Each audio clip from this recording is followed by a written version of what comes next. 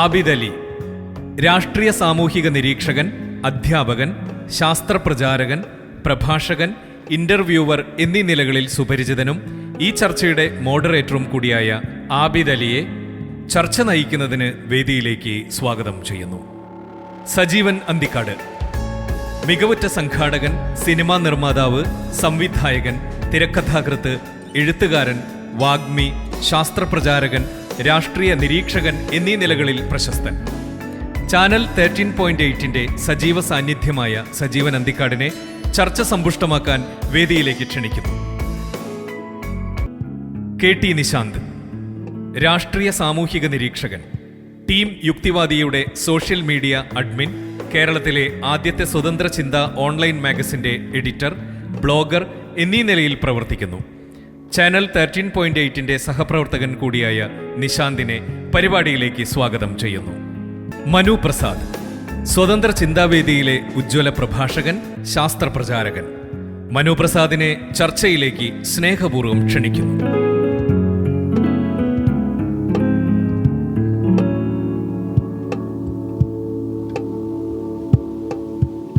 നമസ്കാരം പ്രിയമുള്ളവരെ.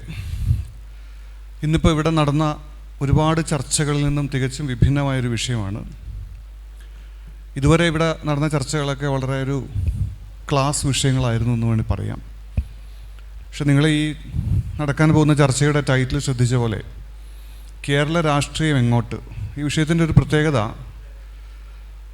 പണ്ഡിത പാമര വ്യത്യാസമില്ലാതെ, പ്രായഭേദമില്ലാതെ, കൊച്ചുകുട്ടി മുതൽ വയോവൃദ്ധൻ വരെയുള്ള ആളുകൾക്ക് അഭിപ്രായം പറയാൻ കഴിയുന്ന, കേരളത്തിൻ്റെ സാഹചര്യത്തിൽ അഭിപ്രായം പറയുന്ന, ഒരുപക്ഷെ വളരെ സൈദ്ധാന്തികമായിട്ട് രാഷ്ട്രീയത്തെ നിർവചിക്കാൻ ശ്രമിക്കുന്ന, പണ്ഡിതനെ വെല്ലുന്ന രാഷ്ട്രീയ നിരീക്ഷണങ്ങൾ നമ്മുടെ ചായക്കട രാഷ്ട്രീയ ചർച്ചകളിൽ നടക്കുന്ന ഒരിടം കൂടിയാണ് കേരളം എന്ന് പറയുന്നത്. പക്ഷെ നമ്മളിവിടെ ശ്രമിക്കുന്നത് കേവലമായിട്ടുള്ള ഒരു ഉപരിപ്ലവ മുന്നണി രാഷ്ട്രീയത്തിനപ്പുറത്ത് 2021 ഒരുപക്ഷെ ഏപ്രിൽ മാസത്തിൽ നടക്കാൻ പോകുന്ന തെരഞ്ഞെടുപ്പിൻ്റെ വെളിച്ചത്തിൽ, ഈ തെരഞ്ഞെടുപ്പ് പലതുകൊണ്ടും വളരെ നിർണായകമായിട്ടുള്ളൊരു തെരഞ്ഞെടുപ്പാണ് കേരളത്തെ സംബന്ധിച്ചിടത്തോളം എന്ന് വ്യക്തിപരമായിട്ട് ഞാൻ കരുതുന്നു. കേരളത്തിൻ്റെ ഇനി അങ്ങോട്ടുള്ള ഭാവി രാഷ്ട്രീയ സംസ്കാരത്തെ നിർണയിക്കാൻ പോകുന്ന ശേഷി വരുന്ന തെരഞ്ഞെടുപ്പിനുണ്ടാവും. ആ അർത്ഥത്തിൽ നമ്മളുടെ കേരള രാഷ്ട്രീയം എങ്ങോട്ട് എന്നുള്ള ഒരു അന്വേഷണമാണ് ഞാൻ ഈ ചർച്ചയിലൂടെ ഞങ്ങൾ ഉദ്ദേശിക്കുന്നത്. ഇപ്പോൾ നേരത്തെ നടന്ന ചർച്ചകളിൽ നിന്നും വിഭിന്നമായിട്ട്, കാര്യം നമ്മളുടെ സദസ്യർ അല്പം ശുഷ്കമായി എങ്കിൽ പോലും ഇതിൻ്റെ ഇടയിൽ നിങ്ങൾക്ക് എന്തെങ്കിലും ചോദ്യങ്ങളുണ്ടെങ്കിൽ, നിങ്ങൾക്ക് കുറച്ച് പേരേ ഉള്ളൂ എന്നുള്ളതുകൊണ്ട് തന്നെ സൗകര്യപൂർവ്വമാണ് നമുക്ക് ചോദ്യങ്ങൾ ചോദിക്കാം. പക്ഷേ അത് ഒരു കാരണവശാലും വളരെ കൃത്യമായിട്ടൊരു രാഷ്ട്രീയ മുൻവിധി വെച്ചുകൊണ്ട് ഒരു പ്രത്യേക രാഷ്ട്രീയ പാർട്ടിയെയോ രാഷ്ട്രീയ നേതാവിനെയോ താറടിച്ചുകൊണ്ട്, വിമർശിച്ചുകൊണ്ടാവാം, അത് കൃത്യമായിട്ടും വിമർശന വിധേയമാക്കിക്കൊണ്ട് നമുക്ക് സംസാരിക്കാം. പക്ഷേ തങ്ങളുടെ ഒരു രാഷ്ട്രീയ മുൻവിധിയുടെ ഒരു ഫ്രെയിംവർക്കിൽ നിന്ന് നിങ്ങൾ ഒരു വ്യക്തിയെയോ അല്ലെങ്കിൽ ഏതെങ്കിലും രാഷ്ട്രീയ പാർട്ടിയോ നിലവാരമില്ലാത്ത ഒരു നിരീക്ഷണ ബുദ്ധിയെ വിമർശിക്കാതിരിക്കാൻ ശ്രദ്ധിക്കുമല്ലോ എന്ന് ആദ്യമേ തന്നെ പറയട്ടെ. നമുക്ക് സമയം അധികം ഇല്ലാത്തതുകൊണ്ട് നമുക്ക് നമ്മുടെ ചർച്ചയിലേക്ക് കടക്കാം. ആദ്യം ശ്രീ സജീവൻ അന്തിക്കോടിനോട് തന്നെയാണ് ചോദ്യം. 2021 തെരഞ്ഞെടുപ്പിൽ ഞാൻ ആദ്യമേ വളരെ സിമ്പിളായിട്ടുള്ളൊരു ചോദ്യം തുടങ്ങാം. ഇന്നിപ്പോൾ എവിടെയും പൊതുവിലായിട്ട് മുഴങ്ങിക്കേൾക്കുന്ന ഒരു ചർച്ച ഒരു ഭരണ തുടർച്ചയെ സംബന്ധിച്ചിട്ടുള്ളതാണ്. കഴിഞ്ഞ 5 വർഷത്തെ പിണറായി വിജയൻ ഗവൺമെൻറ് ഒരു ഭരണ തുടർച്ച മെറിറ്റ് ചെയ്യുന്നുണ്ടോ? ഉണ്ടെങ്കിൽ എന്തുകൊണ്ട്? സാധാരണ എല്ലാ ഭരണവും അതിൻ്റെ കാലാവധി അനുസരിച്ച് കഴിഞ്ഞു പോകുമ്പോൾ അവർ പറയാറുണ്ട് അവർ തിരിച്ചു വരുന്നത്. അത് സത്യത്തിൽ കേരളത്തിൽ അങ്ങനെ സംഭവിക്കാറില്ല. കേരളത്തിൽ LDF ഭരിക്കും, അത് കഴിഞ്ഞാൽ UDF-നെ ജനങ്ങൾ തിരഞ്ഞെടുക്കും, UDF ഭരിക്കും, LDF-നെ ജനങ്ങൾ തിരഞ്ഞെടുക്കും. ഇത് തുടങ്ങിയിട്ട് വർഷങ്ങളായി. 80s മുതൽ ഇങ്ങനെ തന്നെയാണ്. കൃത്യമായിട്ട് പറഞ്ഞാൽ 82 മുതൽ ഇങ്ങനെ തന്നെയാണ് നടക്കുന്നത്. ഇതിൽ നിന്ന് വ്യത്യസ്തമായി എന്തെങ്കിലും ഈ ഇലക്ഷൻ ഈ കഴിഞ്ഞ പിണറായി ഗവൺമെൻറ്റിൻ്റെ കാലത്ത് സംഭവിച്ചിട്ടുണ്ടോ? പിണറായി ഗവൺമെൻറ്റിനെ വീണ്ടും നിലനിർത്താവുന്ന തരത്തിലുള്ള എന്ത് ഘടകങ്ങളാണ് ഇവിടെ പ്രവർത്തിക്കുന്നത്?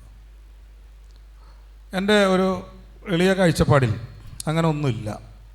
ഇവിടെ ചരിത്രം ആവർത്തിക്കുക തന്നെ ചെയ്യും 2021 ഇലക്ഷനിൽ. മറിച്ചൊരു റിസൾട്ട് പ്രതീക്ഷിക്കാവുന്ന തരത്തിലുള്ള കാര്യങ്ങൾ ഇല്ല.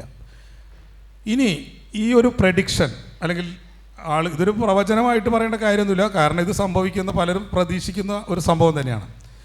പക്ഷേ ഇതിൽ ഒന്ന് രണ്ട് ഘടകങ്ങൾ കൂടി ഈ ഇലക്ഷനിൽ വർക്ക് ചെയ്യും, സാധാരണ ഉള്ളതിൽ കവിഞ്ഞ്. രണ്ട് ഘടകങ്ങൾ. ഒന്ന്,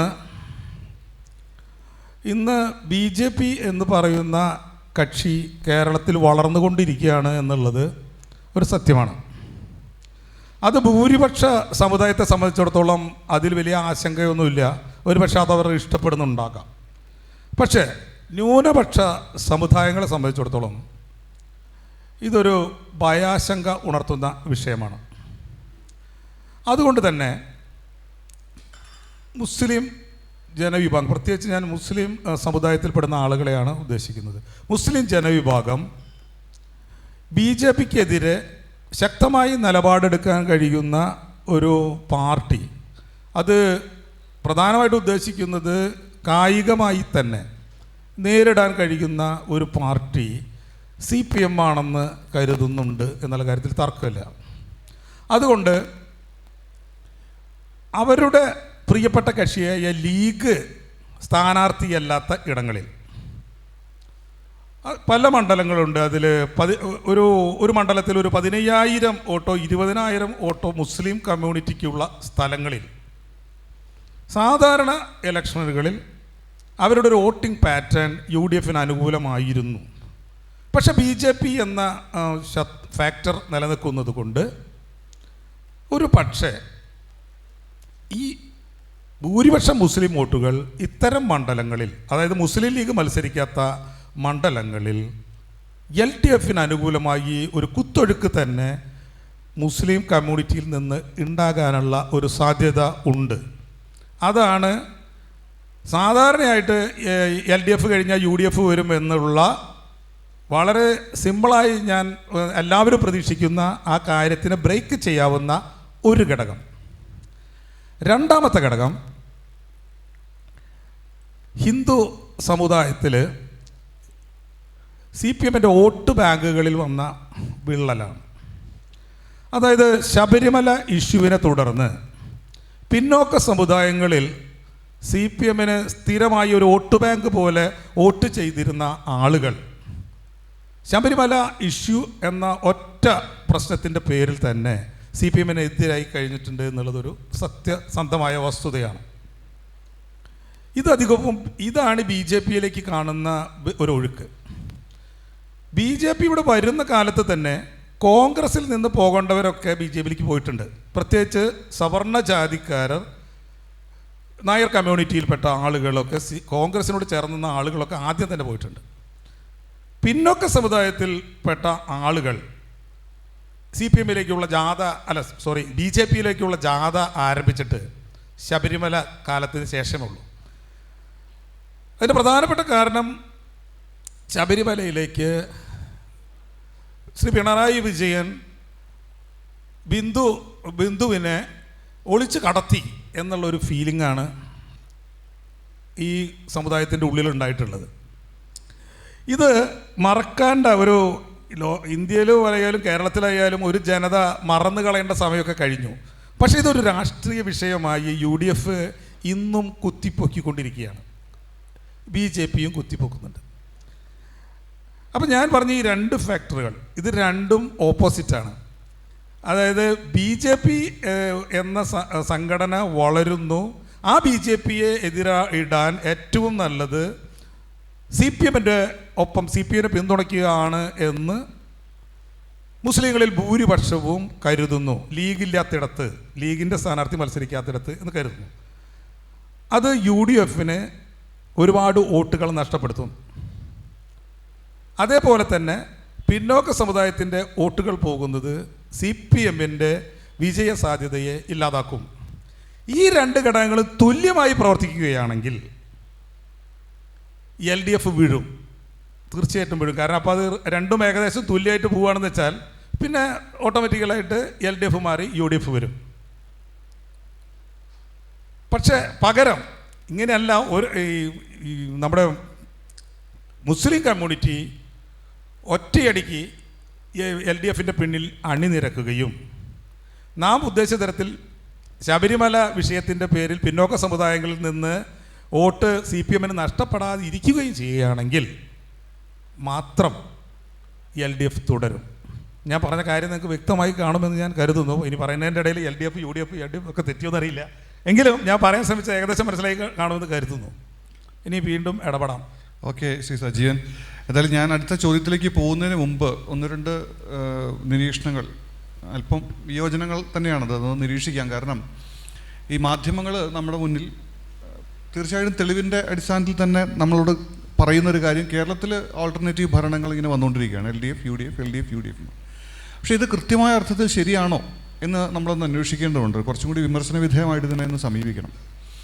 കാരണം ശരിയാണ്, സാങ്കേതികമായിട്ട് ഭരണമാറ്റം കഴിഞ്ഞൊരു 10-40 വർഷത്തെ രാഷ്ട്രീയ ചരിത്രത്തിൽ ഉണ്ടായിട്ടുണ്ട്. 1991 ഇപ്പോൾ ആ 91 കാലഘട്ടമൊക്കെ ഓർക്കാൻ കഴിയുന്ന ആളുകൾ നിരീക്ഷിക്കുന്ന ഒരു കാര്യം ഞാൻ കൃത്യമായിട്ട് ഓർക്കുന്നുണ്ട്. അന്ന് EK നയനാർ ഗവൺമെൻറ് 4 വർഷം പൂർത്തീകരിച്ച ശേഷം നിയമസഭ പിരിച്ചുവിടുകയാണ് ഉണ്ടായത്. അങ്ങനെ പിരിച്ചുവിടാൻ ഇടയായ സാഹചര്യം എന്ന് പറയുന്നത് ആ വർഷം നടന്ന 91 നടന്ന 90 നടന്ന ജില്ലാ കൗൺസിൽ തിരഞ്ഞെടുപ്പ്, അത് ഇതംപ്രദമായിട്ട് അങ്ങനെ ഒരു തിരഞ്ഞെടുപ്പ് നടന്നു, പിന്നീട് നടന്നിട്ടില്ല. അതിനുശേഷമാണ് 3 tier പഞ്ചായത്ത് സിസ്റ്റം വരുന്നത്. അങ്ങനെ നടന്ന ജില്ലാ കൗൺസിൽ തിരഞ്ഞെടുപ്പിൽ 14-ൽ 13 വിജയിച്ചുകൊണ്ട് കേരള രാഷ്ട്രീയത്തിൽ തങ്ങളൊരു തുടർഭരണത്തിലേക്ക് എത്തുന്നു എന്നുള്ള വളരെ വലിയൊരു ആത്മവിശ്വാസം സർക്കാരിന് കൊടുത്തതിൻ്റെ വെളിച്ചത്തിൽ അവർ സർക്കാരിനെ പിരിച്ചുവിട്ടു. 91 തിരഞ്ഞെടുപ്പ് പ്രഖ്യാപിച്ചു. അങ്ങനെ നയനാർ ഗവൺമെൻറ് തിരിച്ചു വരുമെന്ന് ഏറെക്കുറെ ഉറപ്പായിരിക്കുന്നൊരു ഘട്ടത്തിൽ ഭാഗ്യം ഒരു വലിയ ദുരന്തമായിട്ട് കോൺഗ്രസിനൊപ്പം വന്നു. അത് നമുക്കറിയാം, രാജീവ് ഗാന്ധിയുടെ മരണമാണ്. രാജീവ് ഗാന്ധിയുടെ മരണശേഷം ആ ഒരു സഹതാപ തരംഗം ഇല്ലായിരുന്നെങ്കിൽ തീർച്ചയായിട്ടും EK നയനാർ ഗവൺമെൻറ് അക്കാലത്ത് തിരിച്ചു വരുമായിരുന്നു എന്നാണ് എല്ലാ രാഷ്ട്രീയ നിരീക്ഷകരും കരുതുന്നത്. അതുപോലെ തന്നെ സമാനമായിട്ട് ഇതൊരു ഹൈപ്പോത്തറ്റിക്കൽ നിരീക്ഷണമാണ് എന്ന് വേണമെങ്കിൽ നിങ്ങൾക്ക് തള്ളിക്കളയാം. 2011 തിരഞ്ഞെടുപ്പിൽ ഇതുപോലെ തന്നെ VS അച്യുതാനന്ദൻ്റെ ഗവൺമെൻറ് ഏറെക്കുറെ തിരിച്ചുവരവ് നടത്തിയതാണ്. ഒരുപക്ഷെ CPM-ലെ ചില ഗ്രൂപ്പ് തർക്കങ്ങൾ, ചില നിർണായക മണ്ഡലങ്ങളിൽ അവർ തന്നെ അവരുടെ സ്ഥാനാർത്ഥികളെ തോൽപ്പിച്ചില്ലായിരുന്നെങ്കിൽ നേരിയ മാർജിന് ഉമ്മൻചാണ്ടി ഗവൺമെൻറ് വരുന്നതിൽ നിന്നും വ്യത്യസ്തമായിട്ട് VS അച്യുതാനന്ദൻ ഗവൺമെൻറ് തിരിച്ചു വന്നതിനും. അതായത് ഇതിങ്ങനെ പറയുകയാണ്. പിന്നെ മറ്റൊരു കാര്യം, ഇപ്പോൾ ശബരിമല 2018 തിരഞ്ഞെടുപ്പിൽ 2018 മണ്ഡലകാലത്താണ് വിവാദങ്ങൾ ഉണ്ടാകുന്നത്. അതിനുശേഷം 2019 തിരഞ്ഞെടുപ്പിൽ ഈ ശബരിമല വിഷയവുമായി ബന്ധപ്പെട്ട് LDF-ൻ്റെ വോട്ടുകൾ കുത്തനെ ചോർന്നു എന്നുള്ള നിരീക്ഷണം എത്ര കണ്ട് ശരിയാണ് എന്ന് എനിക്കൊരു ചെറിയ എന്താ പറയുന്നത് വിയോജിപ്പുണ്ട്. കാരണം 2019 ലോക്സഭാ തെരഞ്ഞെടുപ്പിൽ ശരിയാണ്, ഒരു ചെറിയ വിഭാഗം വോട്ടുകൾ എന്താ പറയുക ഹിന്ദു വിരുദ്ധ പ്രതിച്ഛായ പിണറായി ഗവൺമെൻറ് ഉണ്ടായതിൻ്റെ വെളിച്ചത്തിൽ LDF-ന് വിരുദ്ധമായിട്ട് ചെയ്യപ്പെട്ടു എന്നുള്ളത് ശരി തന്നെ. പക്ഷേ കോൺഗ്രസിനുണ്ടായ ഒരു വലിയ ലാൻഡ് സ്ലൈഡ് വിക്ടറി എന്ന് പറയുന്നത് 2019 തെരഞ്ഞെടുപ്പിൽ രാഹുൽ ഗാന്ധി വയനാട് നിന്ന് മത്സരിക്കുന്നു. ഏത് വിധേനയും ഈ പറഞ്ഞ പോലെ മുസ്ലിങ്ങൾ, പ്രത്യേകിച്ച് ന്യൂനപക്ഷങ്ങളിലെ ന്യൂനപക്ഷങ്ങൾ എന്ന് പറയുമ്പോൾ നമ്മൾ ക്രിസ്ത്യാനികളെയും മുസ്ലിങ്ങളെയും അതിനകത്ത് ഉൾപ്പെടുത്തുമെങ്കിലും BJP-യെ ഭയപ്പെടുന്നത്, അല്ലെങ്കിൽ BJP വരുമ്പോൾ തങ്ങളുടെ അസ്തിത്വവും അല്ലെങ്കിൽ തങ്ങളുടെ ഈ രാജ്യത്തെ അതിജീവനവും തന്നെ അപകടത്തിലാവുമെന്ന് വളരെ ശരിയായ രീതിയിൽ തന്നെ ഭയപ്പെടുന്നത് മുസ്ലിം ന്യൂനപക്ഷമാണ്. ക്രിസ്ത്യൻ ന്യൂനപക്ഷം അങ്ങനെ ഭയപ്പെടുന്നില്ല. അപ്പോൾ അവർ അടക്കം, മാത്രവുമല്ല ക്രിസ്ത്യൻ ന്യൂനപക്ഷം അങ്ങനെ ഭയപ്പെടുന്നില്ല എങ്കിൽ പോലും തീർച്ചയായിട്ടും തങ്ങളുടെ രാജ്യവ്യാപകമായിട്ടുള്ള താല്പര്യങ്ങൾ, അത് വളരെ പോസിറ്റീവായിട്ടുള്ള താല്പര്യങ്ങളാവട്ടെ നെഗറ്റീവായിട്ടുള്ള താല്പര്യങ്ങൾ, അത് സംരക്ഷിക്കാൻ എപ്പോഴും നല്ലത് ഒരു കോൺഗ്രസ് ഗവൺമെൻറ് ആണ് എന്നുള്ള തിരിച്ചറിവ് ക്രിസ്ത്യൻ വിഭാഗത്തിനും ഉണ്ടായതിനെ വെളിച്ചത്തിൽ ഈ 2 ന്യൂനപക്ഷങ്ങളും ഓൺമാസെ വളരെ വ്യാപകമായിട്ട് കോൺഗ്രസിന് അനുകൂലമായിട്ട്, പരമ്പരാഗതമായിട്ട് കോൺഗ്രസിന് കിട്ടുന്ന ഹിന്ദു വോട്ടുകൾക്കൊപ്പം ന്യൂനപക്ഷ വോട്ടുകൾ പൂർണ്ണമായിട്ട് കിട്ടിയതിൻ്റെ വെളിച്ചത്തിലാണ് ഇത്രയും വലിയൊരു ഗംഭീര വിജയം 2019 കോൺഗ്രസിന് ഉണ്ടായതെന്ന് എനിക്ക് തോന്നുന്നു. അപ്പോൾ അത് ഞാനൊരു നിരീക്ഷണ ബുദ്ധിയെ പറഞ്ഞു എന്ന് മാത്രമേ ഉള്ളൂ.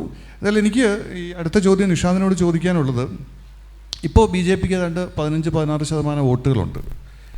ഇപ്പോൾ നരേന്ദ്രമോദി ഗവൺമെൻറ്റിന് പഴയ ഒരു പ്രശോഭിതമല്ല ആ ഗവൺമെൻറ് എന്ന് തോന്നുന്നു. പ്രത്യേകിച്ച് കേരളത്തിലെ മധ്യവർഗം അല്ലെങ്കിൽ സാധാരണക്കാരൊക്കെ പെട്രോൾ വില വർധനയിലൊക്കെ വലിയ അമർഷമുള്ളവരാണ്. ഇവർ വോട്ടാക്കി മാറ്റാൻ ശ്രമിച്ചിരുന്ന ശബരിമല ഇഷ്യൂവിനെ ഏറെക്കുറെ കോൺഗ്രസ് പാർട്ടി ഹൈജാക്ക് ചെയ്തിരിക്കുന്നു എന്ന് മാത്രമല്ല CPM-ഉം അല്പം വ്യംഗ്യമായി തന്നെ ഒരല്പം മുസ്ലിം വിരുദ്ധതയൊക്കെ പറഞ്ഞുകൊണ്ട് തങ്ങൾ തന്നെയാണ് ഇവിടുത്തെ ഒരു ഹിന്ദു പാർട്ടി എന്നുള്ള നിലയിൽ ചില സംസാരങ്ങളൊക്കെ ഉണ്ടാക്കുവാനോ അല്ല അങ്ങനെ ഒരു പ്രതീതി ജനിപ്പിക്കാൻ ശ്രമിക്കുന്നു. ഈ ഒരു സാഹചര്യത്തിൽ ഇന്ന് 2021 തെരഞ്ഞെടുപ്പിൽ BJP-യുടെ സാധ്യതകൾ എത്രത്തോളമാണ്? ഈ 2021 തിരഞ്ഞെടുപ്പിൽ ഏറ്റവും വലിയൊരു ഫാക്ടറാകാൻ പോകുന്നത് BJPയുടെ നിലപാടുകൾ തന്നെയാണ്. അത് കഴിഞ്ഞ പാർലമെൻറ്റ് തിരഞ്ഞെടുപ്പിൽ പ്രതിഫലിച്ചത് അതേപോലെ. പക്ഷെ കഴിഞ്ഞ പാർലമെൻറ്റ് തിരഞ്ഞെടുപ്പിൽ പ്രതീക്ഷിച്ച ഉണ്ടായ ആ ഫാക്ടർ നേരെ തിരിഞ്ഞു വന്നു കഴിഞ്ഞാൽ ഇത്തവണ ഇടതുപക്ഷം അധികാരത്തിൽ വരും. കുറേയേറെ വോട്ടുകൾ കഴിഞ്ഞ പാർലമെൻറ്റ് തിരഞ്ഞെടുപ്പിൽ BJPയിലേക്ക് ഷിഫ്റ്റ് ചെയ്തിട്ടുണ്ട്. പിന്നെ ഒരു പാർലമെൻറ്റ് തിരഞ്ഞെടുപ്പിനെയും നിയമസഭാ തിരഞ്ഞെടുപ്പിനെയും പഞ്ചായത്ത് തിരഞ്ഞെടുപ്പുകളെയും കേരളത്തിലെ വോട്ടർമാർ കാണുന്നത് 3 പാറ്റേണിലാണ്. അങ്ങനെ ഒരു പ്രശ്നമുണ്ട്. പാർലമെൻറ്റ് തിരഞ്ഞെടുപ്പിൽ ഇപ്പോൾ നേരത്തെ പറഞ്ഞതുപോലെ ജില്ലാ കൗൺസിൽ തിരഞ്ഞെടുപ്പിൽ 13 ജയിച്ച തിരഞ്ഞെടുപ്പിൽ തൊട്ടടുത്ത നിയമസഭയിൽ മുന്നണി അധികാരത്തിൽ നിന്ന് പുറത്തു പോവുകയാണ്. ഇപ്പോൾ കഴിഞ്ഞ തെരഞ്ഞെടുപ്പ് അത് ഞാൻ പറഞ്ഞല്ലോ, അതൊരു പാറ്റേണിൻ്റെ വ്യത്യാസമായിരുന്നില്ല. രാജീവ് ഗാന്ധി ഉണ്ട്, അതിൻ്റെ ഒരു ഫാക്ടറുണ്ട്. എങ്കിൽ പോലും ഇപ്പോൾ കഴിഞ്ഞ പാർലമെൻറ്റ് തിരഞ്ഞെടുപ്പ്, ആ പാർലമെൻറ്റ് തിരഞ്ഞെടുപ്പിൻ്റെ നേർ വിപരീതമായ ഒരു പാറ്റേണാണ്, വോട്ടിംഗ് പാറ്റേണാണ് കഴിഞ്ഞ പഞ്ചായത്ത് തിരഞ്ഞെടുപ്പിൽ കണ്ടത്. അപ്പോൾ ഈ തെരഞ്ഞെടുപ്പിൻ്റെ ഒരു പ്രത്യേകത എന്ന് പറയുന്നത് ഒരു മൂന്നാം മുന്നണി എന്ന് പറയുന്നത് എനിക്ക് തോന്നുന്നു ഈ തെരഞ്ഞെടുപ്പിലാണ് കൂടുതൽ പ്രസക്തമായിട്ട് വരുന്ന ഒരു സ്ഥിതിയുള്ളത്. ഒരു 16-17% വോട്ട് ഷെയർ BJPക്കുണ്ട്. 40-42 മണ്ഡലങ്ങളിൽ ഏതാണ്ട് നല്ല ശക്തിയായിട്ട് ഒരു 10-25,000 വോട്ടിന് മേൽ, 400,000 വോട്ടിന് മേൽ BJP കരസ്ഥമാക്കുന്ന ഒരു സ്ഥിതിയുണ്ട്. അപ്പോൾ അതാണൊരു ഫാക്ടർ. ഈ വോട്ട് എങ്ങോട്ട് ഷിഫ്റ്റ് ചെയ്യുന്നു എന്നുള്ളതാണ്. ഇപ്പോൾ ശബരിമല ഫാക്ടർ അത്ര നന്നായി ഇപ്പോൾ BJP പോലും പറയുന്നില്ല എന്ന് മാത്രമല്ല, അത് ഏറെക്കുറെ സമ്മതിദായകർ വിസ്മരിച്ചു എന്ന് ഞാൻ പറയുന്നില്ല, എങ്കിൽ പോലും അത് വലിയൊരു വിഷയമല്ല എന്ന് തെളിയിക്കുന്നതായിരുന്നില്ലേ തദ്ദേശ സ്വയംഭരണ തെരഞ്ഞെടുപ്പിലെ? അതെ, പിന്നെ തദ്ദേശ സ്വയംഭരണ തെരഞ്ഞെടുപ്പിലെ വിജയം LDFന് കൂടുതൽ ആത്മവിശ്വാസം ആ കാര്യത്തിൽ നൽകുന്നുണ്ട്. പ്രത്യേകിച്ച് ഹിന്ദു വിഭാഗങ്ങൾ, സവർണ ഹിന്ദു വിഭാഗങ്ങളൊക്കെ ഉള്ള പിന്നെ നമ്മുടെ തിരുവനന്തപുരം പോലുള്ള പ്രദേശങ്ങളിലെയൊക്കെ വിജയം. ഒരു കാര്യം ഒന്ന് ഇടപെട്ട് നിരീക്ഷിച്ചോട്ടെ. ഈ സവർണ ഹിന്ദു വിഭാഗത്തിൽ നിന്നും BJPക്ക് ലഭിക്കാവുന്ന പരമാവധി വോട്ടുകൾ ഇതിനോടകം ലഭിച്ചിട്ടുണ്ടെന്നാണ് ഞാൻ കണക്കാക്കുന്നത്. ഏതാണ്ട് ഇപ്പോൾ 60% വോട്ടുകൾ BJPയുടെ കിറ്റിയിലുണ്ട്. അതിൻ്റെ വെളിച്ചത്തിലാണ് അവർക്ക് ഇത്രയും വോട്ട് കിട്ടുന്നത്. അപ്പം ഇനി അങ്ങോട്ടൊരു കൊഴിഞ്ഞുപോക്കിന് സാധ്യതയില്ല. ഇനി ബാക്കി സവർണ വിഭാഗങ്ങൾ CPMനൊപ്പം അടിയുറച്ച് നിൽക്കുന്ന പാർട്ടി വോട്ടുകളാണ്. പിന്നെ കോൺഗ്രസിൻ്റെ ഭാഗത്ത് നാമമാത്രമായിട്ട് ലഭിക്കുന്ന വോട്ടുകൾ. ഇനി അങ്ങോട്ടൊരു എന്താ പറയുന്നത്, ഒരു എക്സോഡസ് അല്ലെങ്കിൽ അത്തരത്തിലെ ഒരു എന്താ പറയുന്നത് സവർണ എന്ന് വിളിക്കപ്പെടുന്ന വിഭാഗത്തിൽ നിന്നും BJPയിലേക്ക് പോകുവാൻ ഇനി വോട്ടുകൾ അധികം ഇല്ലെന്നാണ് ഞാൻ മനസ്സിലാക്കുന്നത്. BJPയിലേക്കുള്ള വോട്ടുകളെന്ന് പറയുന്നത് ഏതാണ്ട് 10-13-14% വോട്ടുകൾ. ആ വോട്ടുകൾ BJPയിലേക്ക് കഴിഞ്ഞ പാർലമെൻറ്റ് തിരഞ്ഞെടുപ്പിൽ ഷിഫ്റ്റ് ചെയ്ത വോട്ടുകൾ ഇത്തവണ കിട്ടിയത് LDFനാണ്. അതിൻ്റെ ഉദാഹരണമാണ് പിന്നെ നമ്മുടെ നഗരസഭ കോർപ്പറേഷൻ മാത്രം എടുത്താൽ മതി. തിരുവനന്തപുരം കോർപ്പറേഷൻ മാത്രം എടുത്ത് പരിശോധിച്ച് കഴിഞ്ഞാൽ ആ വോട്ടുകൾ വന്നത് ഇടതുപക്ഷത്തേക്കാണെന്ന് മനസ്സിലാക്കാൻ കഴിയും. അവിടെ അങ്ങനെ ഒരു മത്സരം വന്നപ്പോൾ അവിടെ 3-ാം സ്ഥാനത്തേക്കാണ് UDF പോയത്. കോൺഗ്രസ് പല സ്ഥലങ്ങളിലും ശക്തമായി ഉണ്ടായിരുന്ന പല സ്ഥലങ്ങളിലും 3-ാം സ്ഥാനത്തേക്ക് പോകുന്നൊരവസ്ഥയുണ്ടായി. അപ്പോൾ ഇതാണ് ഞാൻ നേരത്തെ പറഞ്ഞ BJP ഫാക്ടർ. അതായത് ഈ പറയുന്ന വർഗീയ വോട്ടുകൾ, ഹിന്ദു വർഗീയ വോട്ടുകൾ ഏത് രൂപത്തിലേക്ക് ഷിഫ്റ്റ് ചെയ്യുന്നു എന്നുള്ളത്. അപ്പോൾ നേരത്തെ സാറ് പറഞ്ഞതുപോലെ അവിടെയാണ് ഈ ശ്രമങ്ങൾ നടക്കുന്നത്. അതായത് ഹിന്ദു വിഭാഗത്തെ ഒന്ന് ഞാനൊന്ന് സ്പെസിഫിക് ആയിട്ട് ചോദിച്ചു കഴിഞ്ഞാൽ, ഹിന്ദു വർഗീയ വോട്ടുകൾ എന്ന് അങ്ങ് വിവക്ഷിച്ച BJPയുടെ വോട്ടുകൾ BJP പരിപൂർണമായ അർത്ഥത്തിൽ നിലനിർത്തുവാനും ഒരു അല്പം മെച്ചപ്പെടുത്തുവാനും 1-2% മെച്ചപ്പെടുത്തുവാനും സാധിച്ചു കഴിഞ്ഞാൽ ആര് ഭരണത്തിൽ വരാൻ സാധ്യതയുണ്ട്? ഹിന്ദു വർഗീയ വോട്ടുകളെന്ന് അതിന് പറയാൻ പറ്റുമോ എന്ന് എനിക്ക് സംശയമുണ്ട്. BJPക്ക് ലഭിക്കുന്ന വോട്ടുകൾ, BJPക്ക് ലഭിക്കുന്ന വിശ്വാസപരമായിട്ടുള്ള വോട്ടുകൾ, BJPക്ക് ഒരു ബേസ് വോട്ടുണ്ടല്ലോ, അതാണ് ഹൈന്ദവ വോട്ടുകൾ എന്നുള്ള രീതിയിൽ അതെന്നും കിട്ടിയിട്ടുണ്ട്. 6%, 7% മുതലൊക്കെ കേരളത്തിലെ രാഷ്ട്രീയ തെരഞ്ഞെടുപ്പുകളിലെല്ലാം കിട്ടിയിട്ടുണ്ട്. അല്ല, എൻ്റെ ചോദ്യം വളരെ സ്പെസിഫിക് ആണ്. BJPയുടെ വോട്ടുകൾ BJP നിലനിർത്തുന്നു എന്ന് സങ്കല്പിക്കുക. ഇപ്പോൾ 15-20 ഇടയ്ക്കുണ്ട്. അങ്ങനെ അവർക്ക് അവരുടെ വോട്ടുകൾ ചോർന്നു പോകാതെ അവരുടെ തന്നെ കിറ്റിയിലേക്ക് ആ വോട്ടുകൾ ആകർഷിക്കാൻ കഴിഞ്ഞാൽ അത് ആരെ തുണയ്ക്കും? LDFനെയാണോ UDFനെയാണോ? അത് LDFനെ തുറക്കാനാണ് കൂടുതൽ സാധ്യത. Okay, thank you Nishant. എൻ്റെ അടുത്ത ചോദ്യം മനുപ്രസാദ് വെയിറ്റ് ചെയ്യുന്നുണ്ട്. കുറച്ചും കൂടി ജനറൽ ആയിട്ടുള്ള ചോദ്യമാണ് ഞാൻ ഉദ്ദേശിക്കുന്നത്. കാരണം ഇപ്പോൾ ഇടതുപക്ഷ ജനാധിപത്യ ഗവൺമെൻറ് ഒരുപാട് പരസ്യങ്ങളൊക്കെ നൽകുന്നുണ്ട്. പരസ്യങ്ങൾ കൊടുക്കുന്നതിനോട് എനിക്ക് വിയോജനങ്ങളില്ല കേട്ടോ. കാരണം പുതിയ നവകാല സങ്കേതങ്ങളെ അതത് ഗവൺമെൻറ്റുകൾ ഉപയോഗിക്കുന്നു. 2019 തെരഞ്ഞെടുപ്പിന് മുമ്പായിട്ട് മോഡി ഗവൺമെൻറ് 5000 കോടി രൂപയാണ് അതിന് ഉപയോഗിച്ചതെന്ന് പറയുന്നു. ഞാനതും വലിയ തെറ്റായിട്ട് കാണുന്നില്ല. കാരണം സർക്കാർ മാർക്കറ്റിംഗ് നടത്തുക എന്നുള്ളത് ആഗോളീകൃത കാലത്ത് ഏതൊരു എസ്റ്റാബ്ലിഷ്മെൻറ്റ് പോലെ തന്നെ ഒരു റൂളിംഗ് ഡിസ്പെൻസേഷൻ ചെയ്യുന്ന കാര്യമാണ്. പക്ഷേ ആ പരസ്യങ്ങളൊക്കെ വളരെ മനോഹരമാണ്. പക്ഷേ പരസ്യങ്ങളിൽ ഞാൻ ഉദ്ദേശിക്കുന്നത് എന്ന് വെച്ചാൽ, പ്രത്യേകിച്ചും ഈ കഴിഞ്ഞ പിണറായി വിജയൻ ഗവൺമെൻറ് ചരിത്രപരമായിട്ട് തന്നെ നേരിട്ട വലിയ ദുരന്തങ്ങൾക്ക്, ഒന്ന് നാച്ചുറൽ കലാമിറ്റി ഉണ്ടായി, വേണമെങ്കിൽ മാൻ മെയ്ഡ് കലാമിറ്റി ഉണ്ടായി, ഒരു വലിയ പാൻഡമിക്, പക്ഷേ നമ്മുടെ ലോകത്തിൻ്റെ ചരിത്രത്തിൽ തന്നെ പാൻഡമിക്കുകൾ ഇതിനു മുമ്പ് ഉണ്ടായിട്ടുണ്ട്. പക്ഷേ നാഗരികത ഇത്ര മുന്നോട്ട് വന്ന ശേഷം ഇതുപോലെ ഒരു പാൻഡമിക് ഉണ്ടായിട്ടില്ല. നമ്മൾ പോലും അതിൻ്റെ പരിമിതികൾക്കുള്ളിൽ നിന്നാണ് ഇപ്പോൾ സംസാരിക്കുന്നത്. അപ്പോൾ ഇവിടെയെല്ലാം ഇവരുടെ പ്രവർത്തനങ്ങൾ ശ്ലാഘനീയമാണെന്നുള്ള പൊതുവിലയിരുത്തൽ, അതിൽ ശരിതെറ്റുകൾ എന്തുമാവട്ടെ, പൊതുവിലയിരുത്തലുണ്ട്.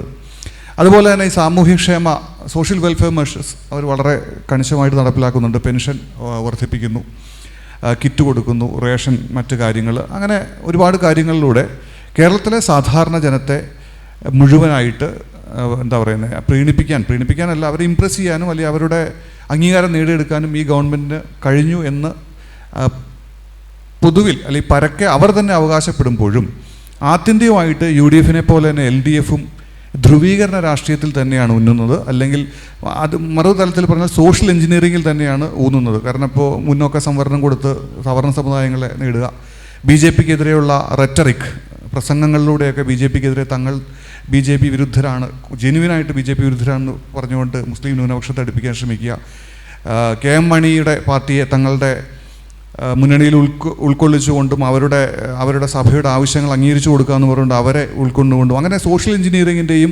പോളറൈസേഷൻ്റെയും ഒക്കെ തന്നെ ഒരു ബലത്തിൽ വീണ്ടും അധികാരത്തിൽ വരാമെന്ന് ആണോ LDF പ്രതീക്ഷിക്കുന്നത്? മറ്റേ കാര്യത്തിൽ ആത്മവിശ്വാസമില്ലേ? ഈ സോഷ്യൽ വെൽഫെയർ മെഷേഴ്സിലും ഡെവലപ്മെൻറ്റിലും ഒക്കെ എന്തുകൊണ്ട് LDF-ന് ആത്മവിശ്വാസം ഇല്ലാതെ പോകുന്നു? ഒന്നാമതായിട്ട് പറയാനുള്ളത്, ഈ ചർച്ചയുടെ ടൈറ്റിൽ തന്നെ കേരള രാഷ്ട്രീയം എങ്ങോട്ട്, രാഷ്ട്രീയത്തിൻ്റെ അകത്ത് പ്രധാനമായിട്ടും ഏതെങ്കിലും തരത്തിലുള്ള ദിശയിലേക്ക് എന്നുള്ളത് പ്രവചനത്തിന് അകത്ത് നിൽക്കുന്ന ഒരു കാര്യമാണോ എന്നുള്ളതാണ്.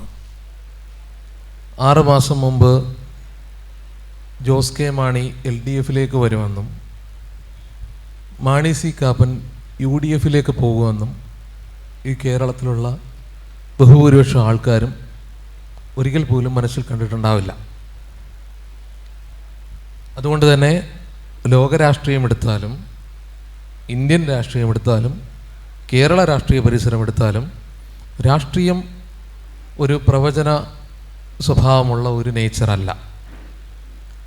2019 പാർലമെൻറ്റ് തിരഞ്ഞെടുപ്പിൽ 19 സീറ്റും ഒന്ന് ആഞ്ഞു പിടിച്ചിരുന്നെങ്കിൽ ആലപ്പുഴയടക്കം 20 സീറ്റും കിട്ടേണ്ടിയിരുന്ന UDF ഒറ്റ വർഷത്തിന് ശേഷം നടന്ന പഞ്ചായത്ത് തെരഞ്ഞെടുപ്പിലേക്ക് വരുമ്പോൾ LDF-ന് മുന്നിൽ പരാജയപ്പെട്ടു പോകുന്നൊരു സ്ഥിതിയിലേക്ക് വരിക എന്ന് പറയുന്നത് രാഷ്ട്രീയത്തിൽ ഇത് വളരെ പരിചിതമായിട്ടുള്ള കാര്യമാണ്. രാഷ്ട്രീയത്തിലെ പറ്റി പറയുമ്പോൾ എപ്പോഴും പറയാറുണ്ട്, 2-2 4 2-2 5 ആവാം, 2-2 3 ആവാം.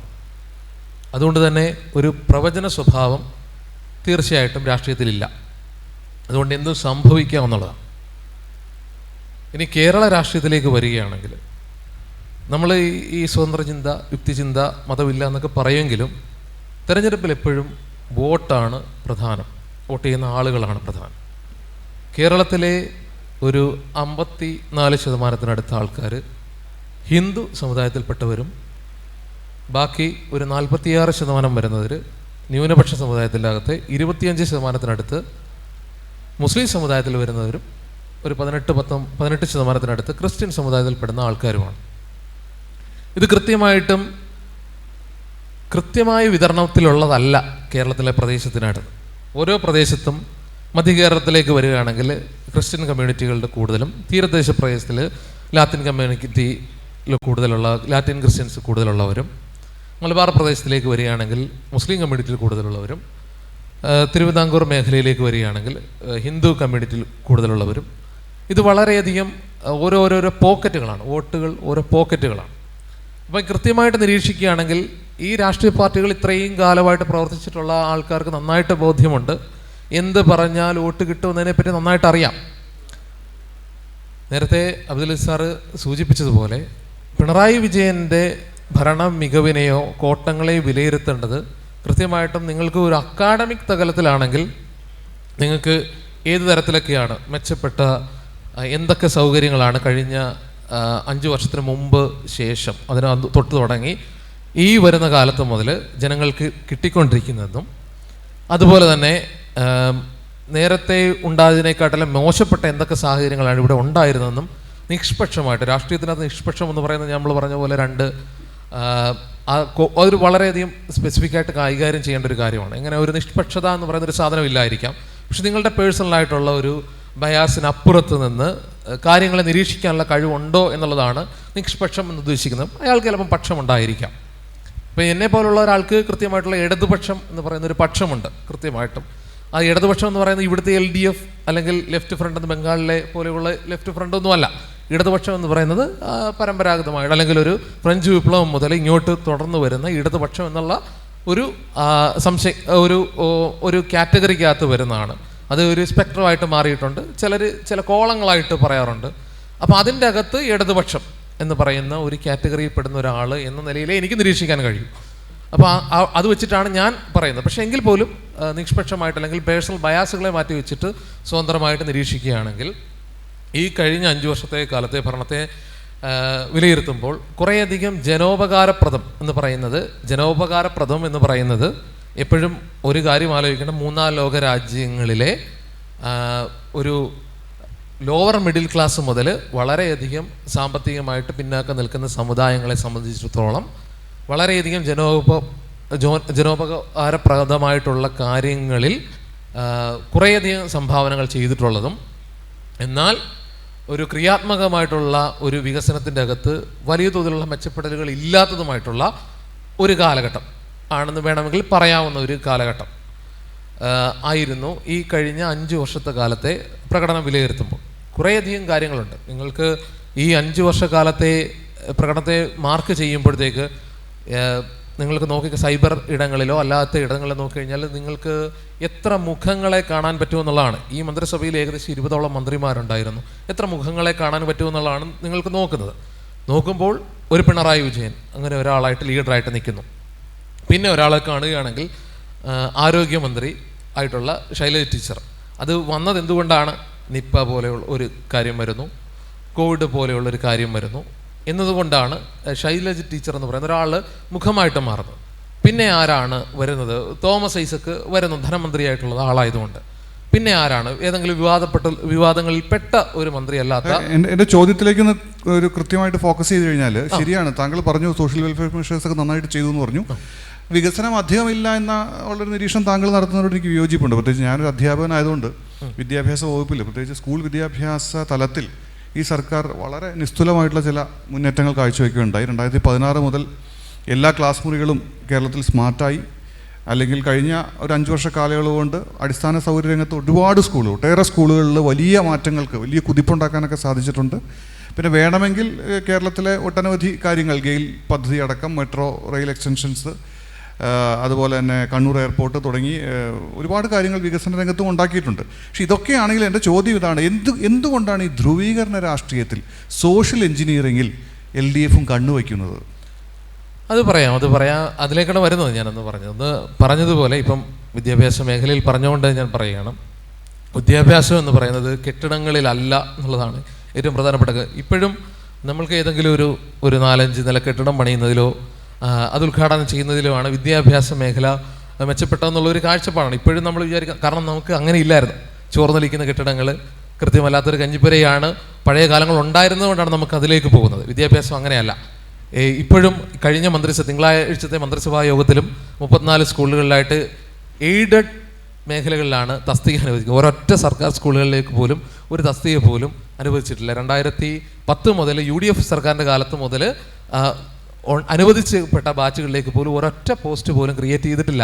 വിദ്യാഭ്യാസ മേഖലയെപ്പറ്റി നിങ്ങൾ മെച്ചപ്പെടുത്താൻ ആഗ്രഹിക്കുന്ന ഏതെങ്കിലും ഒരു ആളാണെങ്കിൽ പൊതുവിദ്യാഭ്യാസ സംരക്ഷണ യജ്ഞം എന്നാണ് പറയുന്നത്. പക്ഷേ എങ്കിൽ പോലും ഒരൊറ്റ സീറ്റ് പോലും ഒരൊറ്റ പോസ്റ്റ് പോലും ക്രിയേറ്റ് ചെയ്തിട്ടില്ല. പക്ഷേ എയ്ഡൻ മേഖലയിലേക്ക് കൊടുക്കുകയും ചെയ്യുന്നത്. എയ്ഡൻ മേഖലയിലേക്ക് കൊടുക്കുന്നത് എന്തുകൊണ്ടാണെന്നും സാധാരണപ്പെട്ട ആൾക്കാർക്ക് മനസ്സിലാക്കാം. പൊതുജനം പക്ഷേ നമ്മുടെ താത്വികമായിട്ട് അങ്ങ് വാദിക്കുന്ന വിഷയങ്ങൾ ശരിയാണെങ്കിൽ പോലും അവരുടെ തൊട്ട് ഗ്രാമത്തിലുള്ള സ്കൂള്, വളരെ ശോച്യമായ അവസ്ഥയിൽ കിടന്ന സ്കൂള് വളരെ മനോഹരമായ രീതിയിൽ പുതുക്കിപ്പണിത് നല്ല കോൺക്രീറ്റ് കെട്ടിടങ്ങളൊക്കെ ആയി കഴിയുമ്പോഴത്തേക്കും തങ്ങളുടെ മക്കൾ അവിടെ പഠിക്കുന്നത് ശോഭനമായൊരു ഭാവിക്ക് കാരണമാകുമെന്ന് വിചാരിക്കും.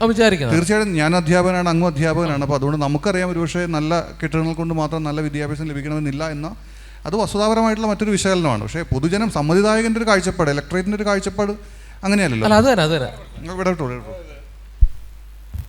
ഈ പൊതുജനങ്ങളെ സംബന്ധിച്ചിടത്തോളം ഇവർ 5 വർഷം കൂടുമ്പോൾ മാറുന്നത് കൊണ്ട് തന്നെ അവിടെ ഒരു വികസനം ഉണ്ടായാൽ അതൊരു ഗവൺമെൻറ്റിൻ്റെ മാത്രമാണെന്ന് ചിന്തിക്കുന്ന ഒരു ജനത ഇപ്പോൾ ഇവിടെ ഇല്ല. എന്താ സംഭവം എന്ന് വെച്ചാൽ ഇവർ മാറിക്കൊണ്ടിരിക്കുകയാണ്. ഒരാൾ തറക്കല്ലിട്ടതായിരിക്കും, ഒരാൾ പദ്ധതിയിൽ കൊണ്ടുവന്നതായിരിക്കും മറ്റേ ഗവൺമെൻറ് കാലത്ത് വരുന്നത്. അതുകൊണ്ട് ഇതിങ്ങനെ വേർതിരിച്ച് കാണാൻ കഴിയാത്ത ഒരു അവസ്ഥ കേരളത്തിലുണ്ട്. അതുകൊണ്ട് ഇതൊന്നും ഒരു ഗവൺമെൻറ് ക്രെഡിറ്റ് ആയിട്ട് കിട്ടില്ല എന്നുള്ളതാണ് എനിക്ക് തോന്നുന്നത്. ശരിയായിരിക്കാം. നമ്മൾ വികസനം ഒരു പിന്നാട്ടടിയാണല്ലോ. നമുക്ക് അങ്ങനെയാണ് ഈ പറഞ്ഞ പോലെ ഈ മോഡിയുടെ കാര്യത്തിനകത്ത് പറയുന്ന പോലെ അല്ലെങ്കിൽ ശൗചാലയം ഉണ്ടാക്കുന്നതോ ഗ്യാസ് കണക്ഷൻ കിട്ടുന്നതോ ഒക്കെ ഒരു വലിയൊരു കാര്യമായിട്ട് എടുക്കുന്നത് എങ്ങനത്തെ ഉള്ളൊരു സമൂഹത്തിലാണ് എന്നുള്ളതാണ് ചോദ്യം. ഞാൻ പറഞ്ഞതുപോലെ അപ്പർ മിഡിൽ ക്ലാസ്സിൽപ്പെട്ടതോ അപ്പർ ക്ലാസ്സിൽപ്പെട്ട ഒരാൾക്കോ അത് തോന്നില്ല, അതൊരു വികസനമായിട്ട് പോലും അയാൾക്ക് പരിഗണിക്കുന്നില്ല. ലോവർ മിഡിൽ ക്ലാസ്സിലും ലോ ക്ലാസ്സിൽപ്പെടുന്ന ആൾക്കാർക്ക് മാത്രമേയാണ് അതൊരു വലിയൊരു വികസനമായിട്ട് കാഴ്ചപ്പാടായിട്ട് തോന്നുന്നത്. കാരണം എന്തുകൊണ്ടാണ് മുൻപ് നമ്മൾ കണ്ടത് ചോർന്നൊലിക്കപ്പെട്ട ഇടിഞ്ഞു പൊളിഞ്ഞ ഒരു കെട്ടിടത്തെ കാണുന്നതുകൊണ്ടാണ് നമുക്കിത് തോന്നുന്നത്. അതല്ല അടിസ്ഥാനപരമായിട്ടുള്ള വിദ്യാഭ്യാസത്തിലെ മെച്ചപ്പെടൽ എന്ന് പറയുന്നത്. അതല്ല ഞാൻ പറഞ്ഞു വന്നത്. അപ്പം ഇങ്ങനെ ഇപ്പം പെൻഷൻ കൊടുക്കുന്നത് ഒരു വലിയൊരു കാര്യമായിട്ട് തോന്നാം, അല്ലെങ്കിൽ കിറ്റ് കൊടുക്കുന്നത് ഒരു വലിയൊരു കാര്യമായിട്ട് തോന്നാം ഒരു സാധാരണപ്പെട്ട ജനങ്ങളുടെ കണ്ണിൽ കൂടി നമ്മൾ രാഷ്ട്രീയത്തെ കാണരുത് എന്നുള്ള അർത്ഥമല്ല പറഞ്ഞത്. അതും കാണണം, അതൊരു വലിയൊരു കാര്യമാണ്. അപ്പോൾ തന്നെ ഈ ബാലൻസിങ് ആയിട്ടുള്ള എപ്പോഴും സസ്റ്റൈനബിൾ ഡെവലപ്മെൻറ്റ് എന്ന് പറയുന്നത് ഒരു സുസ്ഥിരമായിട്ടുള്ള വികസനമാണ്. അത് ഏതെങ്കിലും ഒരു ഭാഗത്ത് മാത്രം കേന്ദ്രീകരിക്കപ്പെടേണ്ട ഒരു വികസനമല്ല. എല്ലാ മേഖലകളിലെയും പുഷ്ടിപ്പെടുന്ന തരത്തിൽ സമൂഹത്തിൽ വളർത്തിക്കൊണ്ടുവരിക എന്നുള്ളതാണ് രാഷ്ട്രീയത്തിലെ ഒരു പ്രധാനപ്പെട്ട കാഴ്ചപ്പാട്. അവിടെ ഈ ഗവൺമെൻറ്റിന് ചെയ്യാൻ കഴിഞ്ഞിട്ടുള്ളതാണ്. ആ ഗവൺമെൻറ് ചെയ്യാൻ കഴിഞ്ഞിട്ടുള്ളത് മാത്രമല്ല, അതിന് നേരെ ക്രിയാത്മകമായിട്ടുള്ള പ്രതിപക്ഷം ആ ചുമതല നിർവഹിച്ചോ എന്നുള്ളതാണ് പ്രധാനപ്പെട്ട കാര്യം. അവിടെയാണ് പ്രധാനപ്പെട്ട 2 കാര്യങ്ങളിൻ്റെ അകത്ത് ചെയ്യാൻ പറ്റുന്ന കാര്യങ്ങളിൽ പോലും പ്രതിപക്ഷം അതിൻ്റെ അകത്ത് ഒരു വലിയൊരു ക്രിയാത്മകമായിട്ടുള്ള പ്രതിപക്ഷമായിട്ട് മാറിയില്ല. നമ്മുടെ സമയം കുറവായത് അത് തന്നെ. അപ്പോഴാണ് ഞാൻ പറയാം പോയിന്റിലേക്ക് വരികയാണ്. വിജയരാഘവൻ ആക്ടിംഗ് സെക്രട്ടറി ആയിട്ട് മുതലാണ് വിജയരാഘവൻ എങ്ങനെയാണ് ഇസ്ലാമിനെ വളരെയധികം തോതിൽ വിമർശിക്കുന്നു. അതേസമയം സെക്രട്ടറി ആകേണ്ടിയിരുന്ന ഒരാളായിരുന്നു ഗോവിന്ദൻ മാഷ് എന്ന് പറയുന്ന ആൾ. ഗോവിന്ദൻ മാഷ് എന്ന് പറയുന്നു ഹിന്ദു ആയിട്ടാണ് ജനിക്കുന്നത്. ശബരിമല എന്ന് പറയുന്ന വിഷയത്തിൻ്റെ അകത്ത് നമ്മൾ അങ്ങനെ വൈകാരികമായിട്ട് ഇടപെടരുതെന്ന് പറയുന്നത്. ഇത് വളരെയധികം ബാലൻസിങ് ആണ്. ഒരു പാർട്ടിയുടെ 2 മുഖങ്ങളായിട്ട് മാറിയിട്ട് 2 ഭാഗമായിട്ട് ഒരേ സമയത്ത് തന്നെ ന്യൂനപക്ഷ വർഗീയതയെ പ്രോത്സാഹിപ്പിക്കുകയും ഭൂരിപക്ഷ വർഗീയതയെ പ്രോത്സാഹിപ്പിക്കുകയും ചെയ്യുന്നു. ന്യൂനപക്ഷ വർഗീയത വിമർശിക്കുകയും ഭൂരിപക്ഷ വർഗീയതയെ വിമർശിക്കുകയും ചെയ്യുന്നു. വളരെ എളുപ്പമാണ്, ഒരു ബാലൻസിങ് ആയിട്ടുള്ളത്. നിങ്ങൾ തെരഞ്ഞെടുപ്പിലെ രാഷ്ട്രീയക്കാർക്ക് അങ്ങനെ ചെയ്യാനൊക്കത്തുള്ളൂ. വോട്ട് എന്ന് പറയുന്നതാണ് അൾട്ടിമേറ്റ് ആയിട്ടുള്ളവരുടെ നിലനിൽപ്പിനെ ബാധിക്കുന്നത്. അതുകൊണ്ട് അങ്ങനെയാണ് ചെയ്യുന്നത്. അതുകൊണ്ടാണ് ഇടതുപക്ഷമല്ല ആരാണെങ്കിലും ചെയ്യുന്നത് അത് തന്നെയാണ്. ഓക്കെ, അടുത്ത ചോദ്യം സജീവൻ അന്തിക്കാടിനോടാണ്.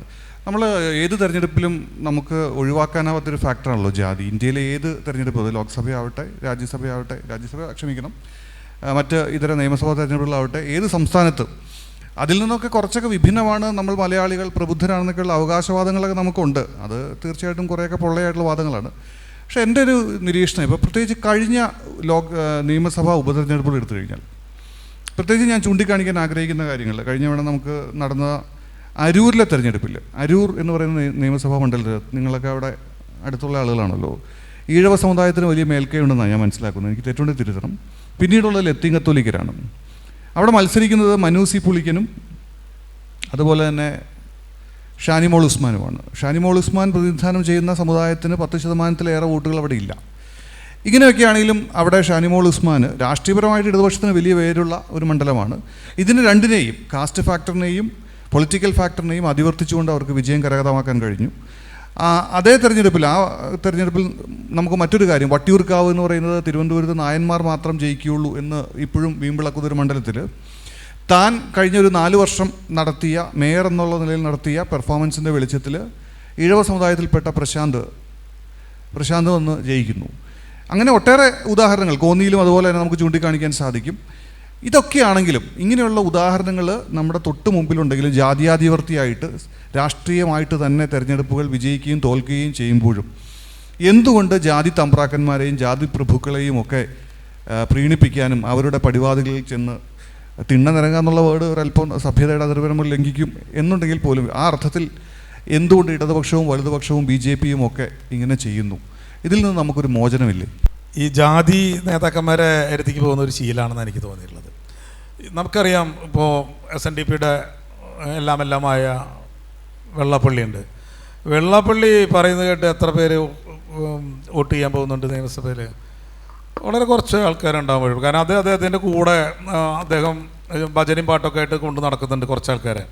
അത് കഴിഞ്ഞ് ഉള്ള ഒരു വലിയ വിഭാഗം ഈഴവരെ സംബന്ധിച്ചിടത്തോളം വെള്ളാപ്പള്ളി പറയുന്നത് കേട്ടൊന്നും ആരും വോട്ട് ചെയ്യാറില്ല. പക്ഷേ ആളുകളെ സംബന്ധിച്ചിടത്തോളം ഇതൊരു ശീലമാണ്. പക്ഷേ എന്താ വെച്ചാൽ എന്തുകൊണ്ടാണെന്ന് വെച്ചാൽ LDF ആയാലും UDF ആയാലും ഇവർ അതുകൂടി അവർ ഒരു ചെറിയ ശതമാനം വോട്ടിനെങ്കിലും അവർ നിയന്ത്രിച്ചാലോ എന്ന് കരുതി ആ വോട്ട കൂടി അടയ്ക്കുന്നു എന്ന് മാത്രമേ ഉള്ളൂ. ഇതൊരു ശീലമാണെന്നാണ് എനിക്ക് തോന്നിയിട്ടുള്ളത്. അല്ലാതെ ഇതൊരു നിർണ്ണയിക്കുന്ന ഫാക്ടറല്ല. ഇപ്പോൾ ഉപതെരഞ്ഞെടുപ്പുകളിലുള്ള വിജയം സാധാരണഗതിയിൽ നമുക്ക് ഒരിക്കലും പ്രെഡിക്റ്റ് ചെയ്യാൻ പറ്റുന്ന തരത്തിലല്ല പലപ്പോഴും ഉണ്ടാവാറ്. കാരണം അത് പൊതുവെ ഒരു ഭരണമാറ്റത്തെ നിർണ്ണയിക്കുന്നതല്ല. അല്ലെങ്കിൽ ഒരു ഭരണമാറ്റം ആളുകൾ പ്രതീക്ഷിക്കുന്ന അത്രയും ഒരു ആകാംക്ഷ ഉണർത്തുന്ന തെരഞ്ഞെടുപ്പുകളല്ല ഉപതെരഞ്ഞെടുപ്പുകൾ. അതുപോലെ തന്നെയാണ് ഞാൻ കുറച്ച് മുമ്പ് പറഞ്ഞ ഈ നമ്മളെല്ലാവരും പറയുന്നൊരു കാര്യമുണ്ട്, ഈ പഞ്ചായത്ത് തിരഞ്ഞെടുപ്പിൻ്റെ കാര്യം. ഈ പഞ്ചായത്ത് തിരഞ്ഞെടുപ്പിൽ ശബരിമല ഇഷ്യൂ ആയില്ല എന്ന് നമുക്ക് ഉറപ്പാണ്. കാരണം അങ്ങനെയാണെങ്കിൽ BJP ഒരുപാട് ജയിക്കണമായിരുന്നു. പക്ഷെ എന്താണ് ശരിക്കും ആ വിഷയം അവിടെ വരാഞ്ഞതിൻ്റെ കാരണം? ആളുകൾ പ്രത്യേക രീതിയിലാണ് ഓരോ തെരഞ്ഞെടുപ്പിനും കാണുന്നത്.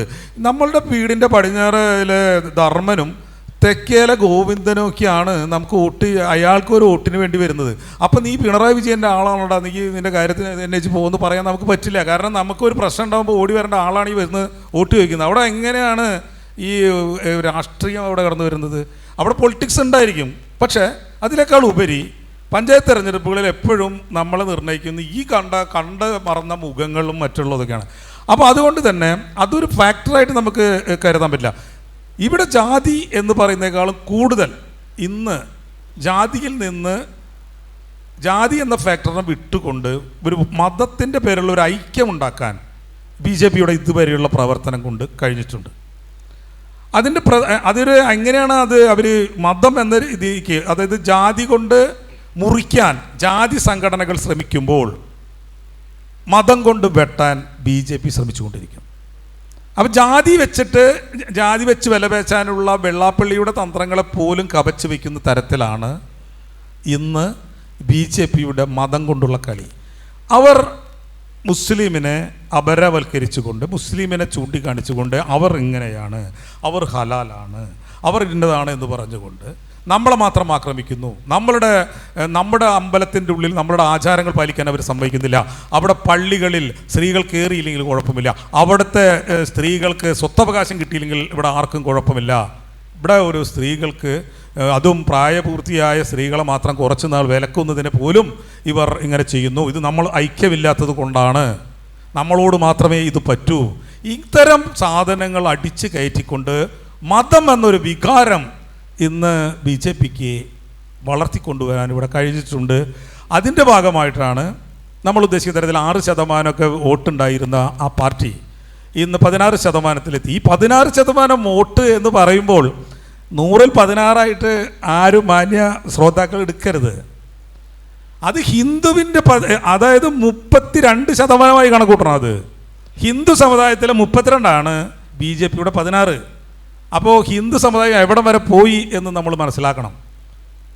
അതായത് ഹിന്ദു സമുദായത്തിൽ ഇവർക്ക് 16% വോട്ട് കിട്ടുകയെന്ന് പറഞ്ഞാൽ ഹിന്ദു സമുദായത്തിൻ്റെ പുറത്തുനിന്നൊന്നും കിട്ടുന്നില്ല എന്ന് തന്നെ കരുതിയാൽ നമുക്ക് മനസ്സിലാവും. ഹിന്ദു സമുദായത്തിൽ 32% പേര്, 1/3 ഇന്ന് ഹിന്ദു മതത്തിനൊപ്പമാണ്. ഹിന്ദു മതത്തിൻ്റെ കക്ഷിക്ക് വോട്ട് ചെയ്യാൻ അയാൾ തയ്യാറാവുന്നു. സജീവൻ, ഒരു കാര്യം ചെയ്തല്ലോ, നമ്മൾ സൂക്ഷ്മമായ വാക്പ്രയോഗങ്ങൾ നടത്തണ്ടേ? ഹിന്ദുമതവും BJPയും തമ്മിൽ ബന്ധമുണ്ടോ? നമുക്ക് വേറിട്ട് കാണണ്ടേ? ഹിന്ദുത്വ രാഷ്ട്രീയം തന്നെ പറയണ്ടേ? അല്ലല്ല, ഹിന്ദുത്വ എന്ന് വേണമെങ്കിൽ പറയാം. പക്ഷെ ഹിന്ദു മതത്തിൽ വിശ്വസിക്കുന്ന ആളുകളാണ് അധികവും BJPക്ക് വോട്ട് ചെയ്തുകൊണ്ടിരിക്കുന്നത് എന്നുള്ളതൊരു സത്യമാണ്. ഇപ്പോൾ ലീഗ് എന്ന് പറയുന്ന കക്ഷിക്ക് പോലും ലീഗിൻ്റെ ഒരു കോമൺ കാൻഡിഡേറ്റ് വന്നിട്ട് ഇവിടെ നിന്നാൽ മറ്റുള്ളവർ വോട്ട് ചെയ്യുന്നു എന്ന് പറയാം. നമ്മൾ സാധാരണ എല്ലാ ആളുകളും വോട്ട് ചെയ്യുന്ന ഒരു കക്ഷിയാണ് ലീഗ്. BJPയെ സംബന്ധിച്ചിടത്തോളം നമ്മളുടെ വളരെ വ്യക്തമായിട്ട് അവരുടെ വോട്ടിംഗ് പാറ്റേൺ കണ്ടാൽ അറിയാം, അവർക്ക് ഏറ്റവും കൂടുതൽ വോട്ട് കിട്ടുന്നത് ഹിന്ദു സമുദായത്തിൽ നിന്ന് തന്നെയാണ്. 95% വോട്ടുകളും അവർക്ക് ഇതുവരെ കേട്ടോ. ഇനിയിപ്പോൾ വേറെ ഏതെങ്കിലും ആളുകൾ വന്ന് വോട്ട് ഒന്നും അറിയില്ല. അപ്പം ഞാൻ പറഞ്ഞു, നമ്മൾ സാറ് ചോദിച്ച ചോദ്യത്തിന് എനിക്ക് പറയാനുള്ളത്, ജാതി എന്നുള്ളതൊക്കെ മാറിയപ്പോൾ ഹിന്ദു സമുദായത്തെ സംബന്ധിച്ചിടത്തോളം മതം എന്ന ഫാക്ടറിലേക്ക് അവർ വളർന്നു കഴിഞ്ഞു എന്നാണോ പറയേണ്ടത്, അവർ പിന്നാക്കം പോയി എന്നാണെന്ന് എനിക്ക് മുഴുവനായിട്ട് പറയാൻ കഴിയില്ല. പക്ഷേങ്കിലും ഇന്ന് നിലനിൽക്കുന്നത് 32%, 3-ൽ ഒരാൾ ഹിന്ദുത്വ കക്ഷിക്ക് വോട്ട് ചെയ്യുന്ന സ്ഥിതിയിലേക്കാണ് ഇന്ന് എത്തി നിൽക്കുന്നത്. ഇത് എത്രത്തോളം അവർക്ക്, ഇവിടെ വേറൊരു സംഭവം കൂടി ഉണ്ടാവും, ഒരു 2 മിനിറ്റ് കൂടി എടുക്കാം. ഇവരെ സംബന്ധിച്ചിടത്തോളം ഇത്ര ആളുകൾ BJPക്ക് ഉണ്ടെങ്കിലും ഒരു വോട്ട് ചെയ്യുന്ന ഒരു പിന്നോക്ക സമുദായക്കാരൻ അയാൾ ഒരു BJPക്ക് വോട്ട് ചെയ്യുന്ന സമയത്ത് ആലോചിക്കും, ഒരു വാർഡിലാണ് ഇലക്ഷൻ നിൽക്കുന്നത് വെച്ചാൽ അത് കൃത്യമായി BJPക്ക് ചെയ്യും. പക്ഷേ ഒരു നിയമസഭ ഇതിൽ വരുമ്പോൾ ഞാൻ ചെയ്യുന്ന വോട്ട് വേസ്റ്റായി പോകും, എനിക്ക് ഈ ഗവൺമെൻറ്റിനെ ഇനി നിലനിർത്താൻ ആഗ്രഹമില്ല, പിണറായി മന്ത്രിസഭയെ വീഴ്ത്താൻ ഞാൻ ആഗ്രഹിക്കുന്നു, അപ്പോൾ എൻ്റെ വോട്ട് വേസ്റ്റായി പോകരുത്, അതുകൊണ്ട് ഞാൻ തൽക്കാലം UDFന് ചെയ്യും എന്ന് കരുതുന്നവരായിരിക്കും കൂടുതൽ. അതുകൊണ്ട് ഒരു പക്ഷേ പല മണ്ഡലങ്ങളിലും BJPക്ക് ശരിക്കും കിട്ടേണ്ട വോട്ടുകൾ കിട്ടണമെന്നില്ല. ഇതൊരു ഫാക്ടറായിട്ട് വരും.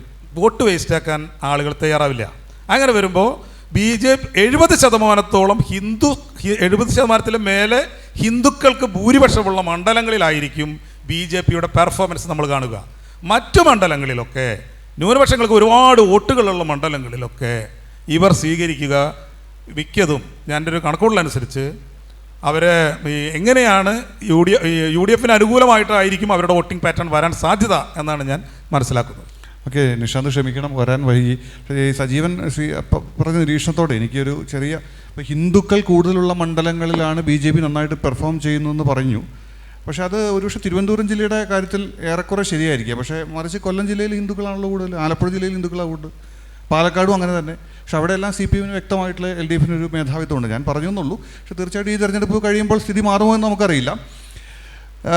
ഞാനൊരു മറ്റൊരു ചോദ്യത്തിലേക്ക് വന്നു കഴിഞ്ഞാൽ, കേരള രാഷ്ട്രീയത്തിൽ ഇന്ന് ഭരണ തുടർച്ചയോ ഭരണമാറ്റമോ എന്നുള്ളത് വളരെ ഉപരിതല സ്പർശിയായിട്ടുള്ളൊരു കാര്യമാണില്ല. അതിൻ്റെ അന്തർധാരയിൽ ഒരു മുസ്ലിം വിരുദ്ധത അത് ഉപയോഗിക്കാനായിട്ട് എല്ലാ ആളുകളും ഒളിഞ്ഞോ തെളിഞ്ഞോ ശ്രമിക്കുന്നുണ്ടോ എന്നുള്ള ഒരു ആശങ്ക പല രാഷ്ട്രീയ നിരീക്ഷകരും പങ്കുവയ്ക്കുന്നുണ്ട്. ഉദാഹരണത്തിന് UDFനെ അടിക്കാനായിട്ട് മുഖ്യമന്ത്രി പിണറായി വിജയൻ ഉപയോഗിച്ച ആദ്യത്തെ വടി എന്ന് പറയുന്നത് UDFൽ കാര്യങ്ങൾ തീരുമാനിക്കുന്നത് ലീഗാണ്, UDFിൻ്റെ അധീശത്വം ഉള്ളത് ലീഗിനാണ് എന്ന് വെച്ചാൽ, മറ്റൊരർത്ഥത്തിൽ ഒരുപക്ഷെ UDF അധികാരത്തിൽ വന്നു കഴിഞ്ഞാൽ കുഞ്ഞാലിക്കുട്ടി മുഖ്യമന്ത്രിയായേക്കും.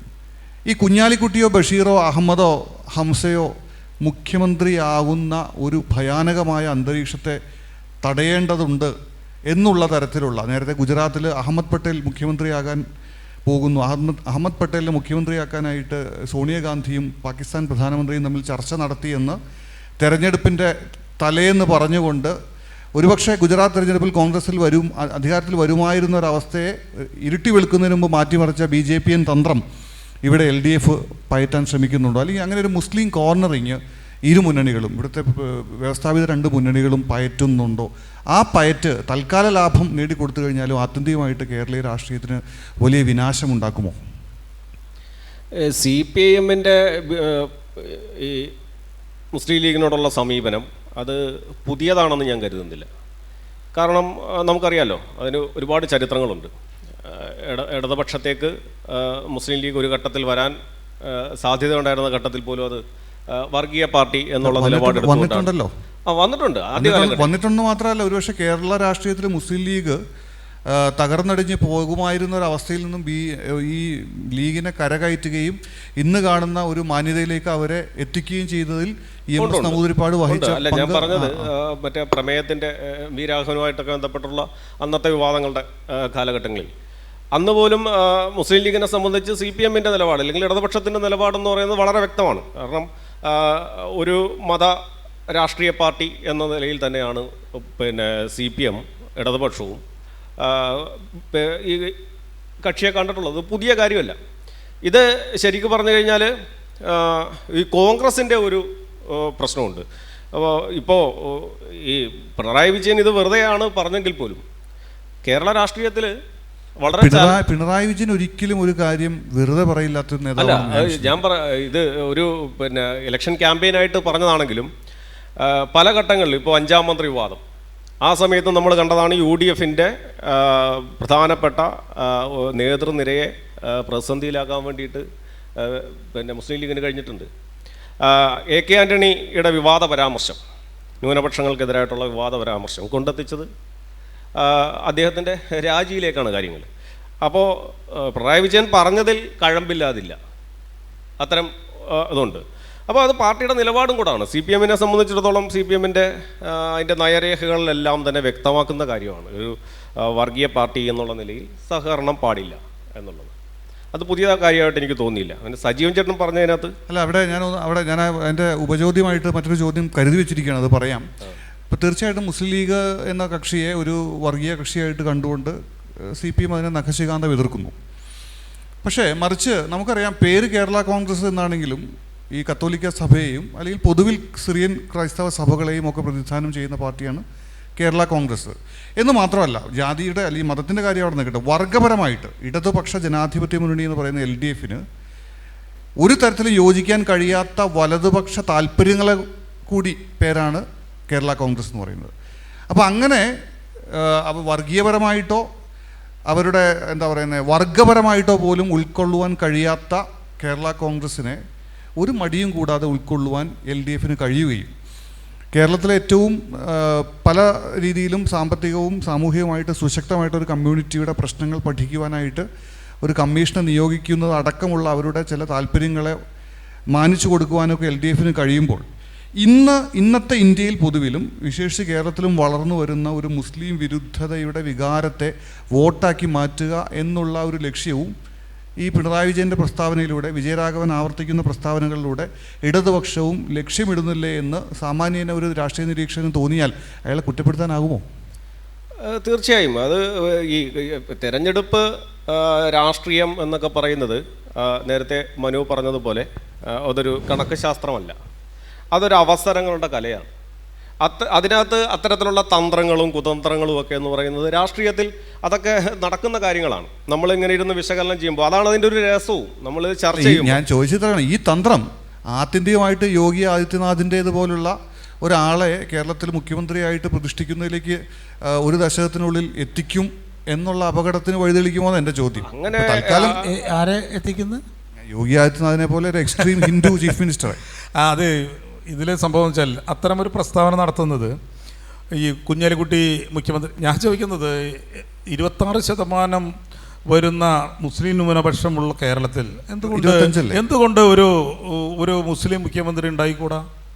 എന്താണ് ആരാണ് ഇതിനെ ഭയക്കുന്നത്? ആക്ച്വലി ഇതൊന്നും, ഇത്തരം പ്രസ്താവനകളൊന്നും ശരിക്കും പറഞ്ഞ ഇവിടുത്തെ രാഷ്ട്രീയം തന്നെ പലപ്പോഴായിട്ട് നമുക്കറിയാം, ഇവരാണ് ഈ ഏറ്റവും കൂടുതൽ ആളുകളും വേരുകളുള്ള പാർട്ടികളും പ്രസ്ഥാനങ്ങളുമാണ് ഇവിടെ ഇത്രയ്ക്കും വർഗീയ എന്താ നിറഞ്ഞ കുടിലമായ ഭാഷണങ്ങൾ നടത്തിക്കൊണ്ടിരിക്കുന്നത്. യാതൊരു തർക്കമില്ല. ഇതൊന്നും ഒരിക്കലും ഇത്തരം വാദങ്ങളൊക്കെ ജയിക്കാൻ വേണ്ടി പോലും രണ്ട് കക്ഷികളും ഒരിക്കലും, ഇത് BJP പറയേണ്ട വാചകങ്ങളാണ്. BJP പറയാറുണ്ട്, കാരണം നമുക്കറിയാം അവരതാണ് പറയുന്നത്. ഒരാൾക്ക് ചിലർ മാനസാന്തരപ്പെട്ട് BJPക്ക് പോകുമ്പോൾ അന്ന് തന്നെ പറഞ്ഞ വാചകം എന്താണ്? ഇറച്ചി കഴിക്കുന്നവരെ എനിക്ക് ഇഷ്ടമല്ല. ഇതൊക്കെ അവർ പറഞ്ഞുകൊണ്ടിരിക്കുന്ന വാചകങ്ങൾ. ഇത് പറയുന്നത് സത്യത്തിൽ പിണറായി വിജയൻ്റെ ആ പ്രസ്താവന അല്ലെങ്കിൽ വിജയരാഘവൻ നടത്തിക്കൊണ്ടിരിക്കുന്ന പ്രസ്താവന നമ്മളുടെ സോഷ്യൽ ഫാബ്രിക്കിനെ സംബന്ധിച്ചിടത്തോളം കനത്ത ആഘാതം സൃഷ്ടിക്കുന്നതാണ്.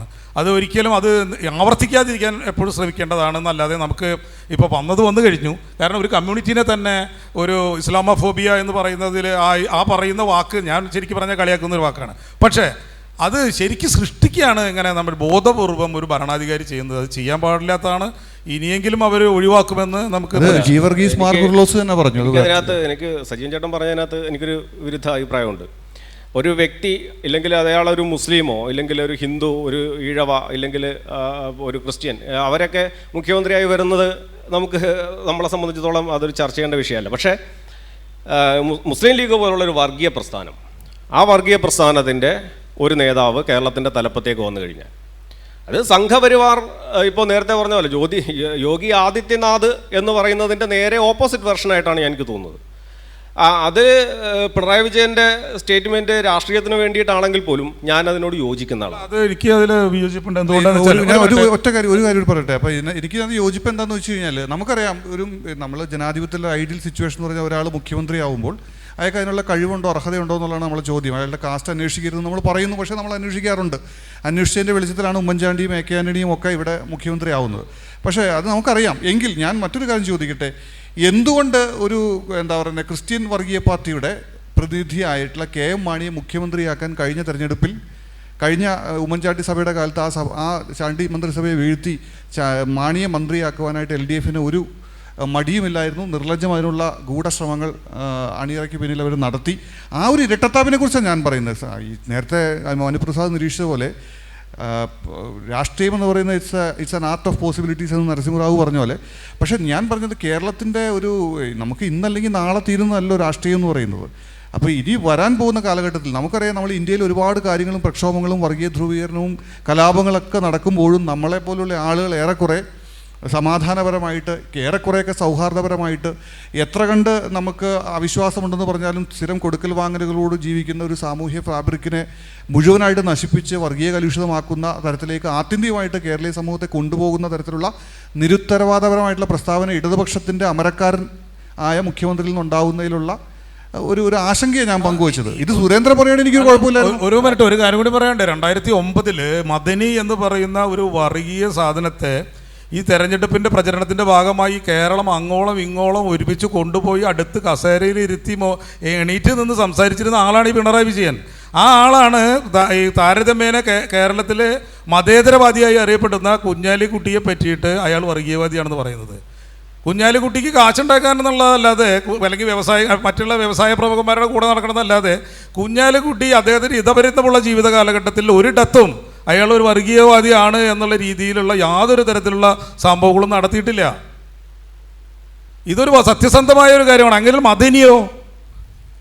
മദനി എന്ന് പറയുന്ന കക്ഷിയെ പറ്റി നമുക്ക് കൂടുതൽ പറയേണ്ട കാര്യമില്ല. നമ്മൾ 2009 ജനങ്ങൾ അതിൻ്റെ പേരിൽ ഈ CPM എന്ന് പറഞ്ഞ മുന്നണിയെ തന്നെ ലോകസഭയിൽ പരിപൂർണമായി പരാജയപ്പെടുത്തി കൊടുത്താണ് ഈ ഒറ്റ കാര്യത്തിൻ്റെ പേരിൽ. ഇത് ഓർക്കണം.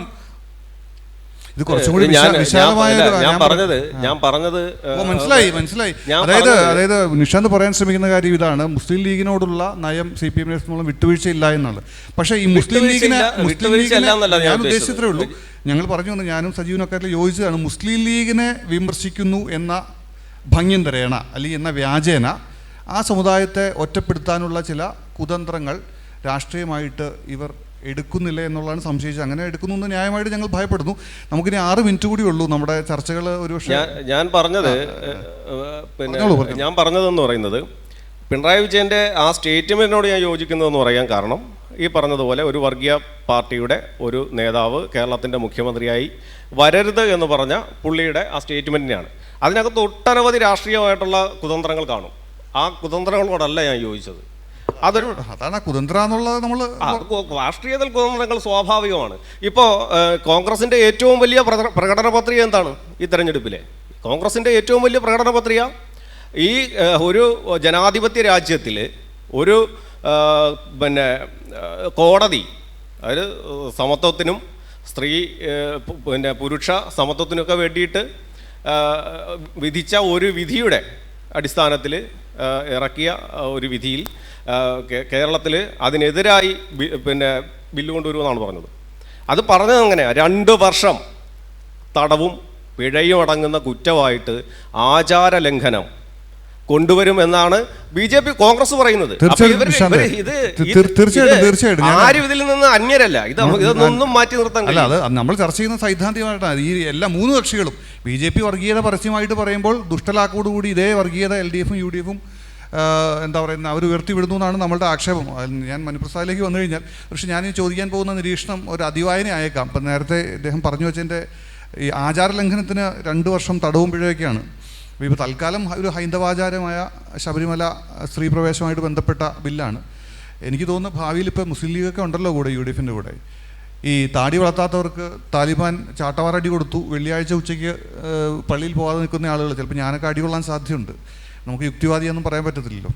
അപ്പോൾ ഞങ്ങളെപ്പോലെ ആളുകളൊക്കെ താടി വളർത്താത്തതിൻ്റെ പേരിലും വെള്ളിയാഴ്ച ഉച്ചയ്ക്ക് ഇവിടെ നിൽക്കുന്നതിൻ്റെയും റമദാൻ മാസത്തിൽ 5 മണിക്ക് ചായ കുടിക്കുന്നതിൻ്റെയൊക്കെ വെളിച്ചത്തിൽ ചാട്ടവാറടി കൊള്ളുന്ന, അല്ലെങ്കിൽ 2 വർഷം തടവ്, ചാട്ടവാർ നമ്മുടെ ഇന്ത്യൻ പീനൽ കോഡിലില്ലെന്ന് തോന്നുന്നു, അല്ലെങ്കിൽ ഒരു 10 ദിവസം ജയിലിൽ കിടക്കുന്ന ഒരു അവസ്ഥയിലേക്കൊക്കെ പോകുന്ന തരത്തിൽ ഇവരൊക്കെ കൊണ്ടുവന്ന് നമ്മൾ എത്തിക്കുമോ? അല്ല, അതൊക്കെ ഇവരുടെ ഈ തെരഞ്ഞെടുപ്പ് രാഷ്ട്രീയത്തിൻ്റെ അകത്ത് മാത്രമേ വരത്തുള്ളൂ. ഇപ്പോൾ യുക്തിവാദികൾക്കാണ് ഭൂരിപക്ഷമെങ്കിൽ നിങ്ങൾ ഇതിനെതിരെ പറയുകയും ചെയ്യും അവർ. അതേസമയം യുക്തിവാദികളല്ലാത്ത ആൾക്കാരായതുകൊണ്ട്, വിശ്വാസികളായിട്ടുള്ള ആൾക്കാർ ആയതുകൊണ്ട്, ശബരിമല വിഷയം 2019 ലോക്സഭാ തെരഞ്ഞെടുപ്പ് വലിയൊരു വിഷയമായതുകൊണ്ട് അവർക്കറിയാം വളരെ കെട്ടടങ്ങിയാൽ പഞ്ചായത്ത് തെരഞ്ഞെടുപ്പിൻ്റെ അകത്ത് ഈ പറഞ്ഞ പോലെ അങ്ങനത്തെ രാഷ്ട്രീയമല്ല ചർച്ച ചെയ്യപ്പെടുന്നത്. പഞ്ചായത്ത് തെരഞ്ഞെടുപ്പിൽ നിലവിൽ നോക്കുകയാണെങ്കിൽ ബ്ലോക്ക് വരെയും കോൺഗ്രസ് ഈസ് ഡെസ്പറേറ്റ്. അതിൻ്റെ അകത്ത് ബ്ലോക്ക് പഞ്ചായത്ത് വരെയും പ്രാദേശികമായിട്ടുള്ള വിഷയങ്ങളും. ഒന്നാമത്തെ കാര്യം, ഒരു വാർഡിലെ തെരഞ്ഞെടുപ്പിൽ വരുന്ന ആകെയുള്ള വോട്ടുകൾ എന്ന് പറയുന്നത് 1000-ത്തിനടുത്താണ്. അതിൻ്റെ അത് പോൾ ചെയ്യുന്ന വോട്ടെന്ന് പറഞ്ഞാൽ 700-800. നിങ്ങൾ രണ്ടുപേരും ഈ വാർഡ് ഇലക്ഷനെ കുറിച്ച് പറഞ്ഞെങ്കിൽ എനിക്ക് ഒരു വിയോജനം. നമുക്ക് പഞ്ചായത്ത് തെരഞ്ഞെടുപ്പിൽ വാർഡുകൾ, പഞ്ചായത്ത്, ബ്ലോക്ക്, ജില്ലാ പഞ്ചായത്ത് ഡിവിഷനിൽ 13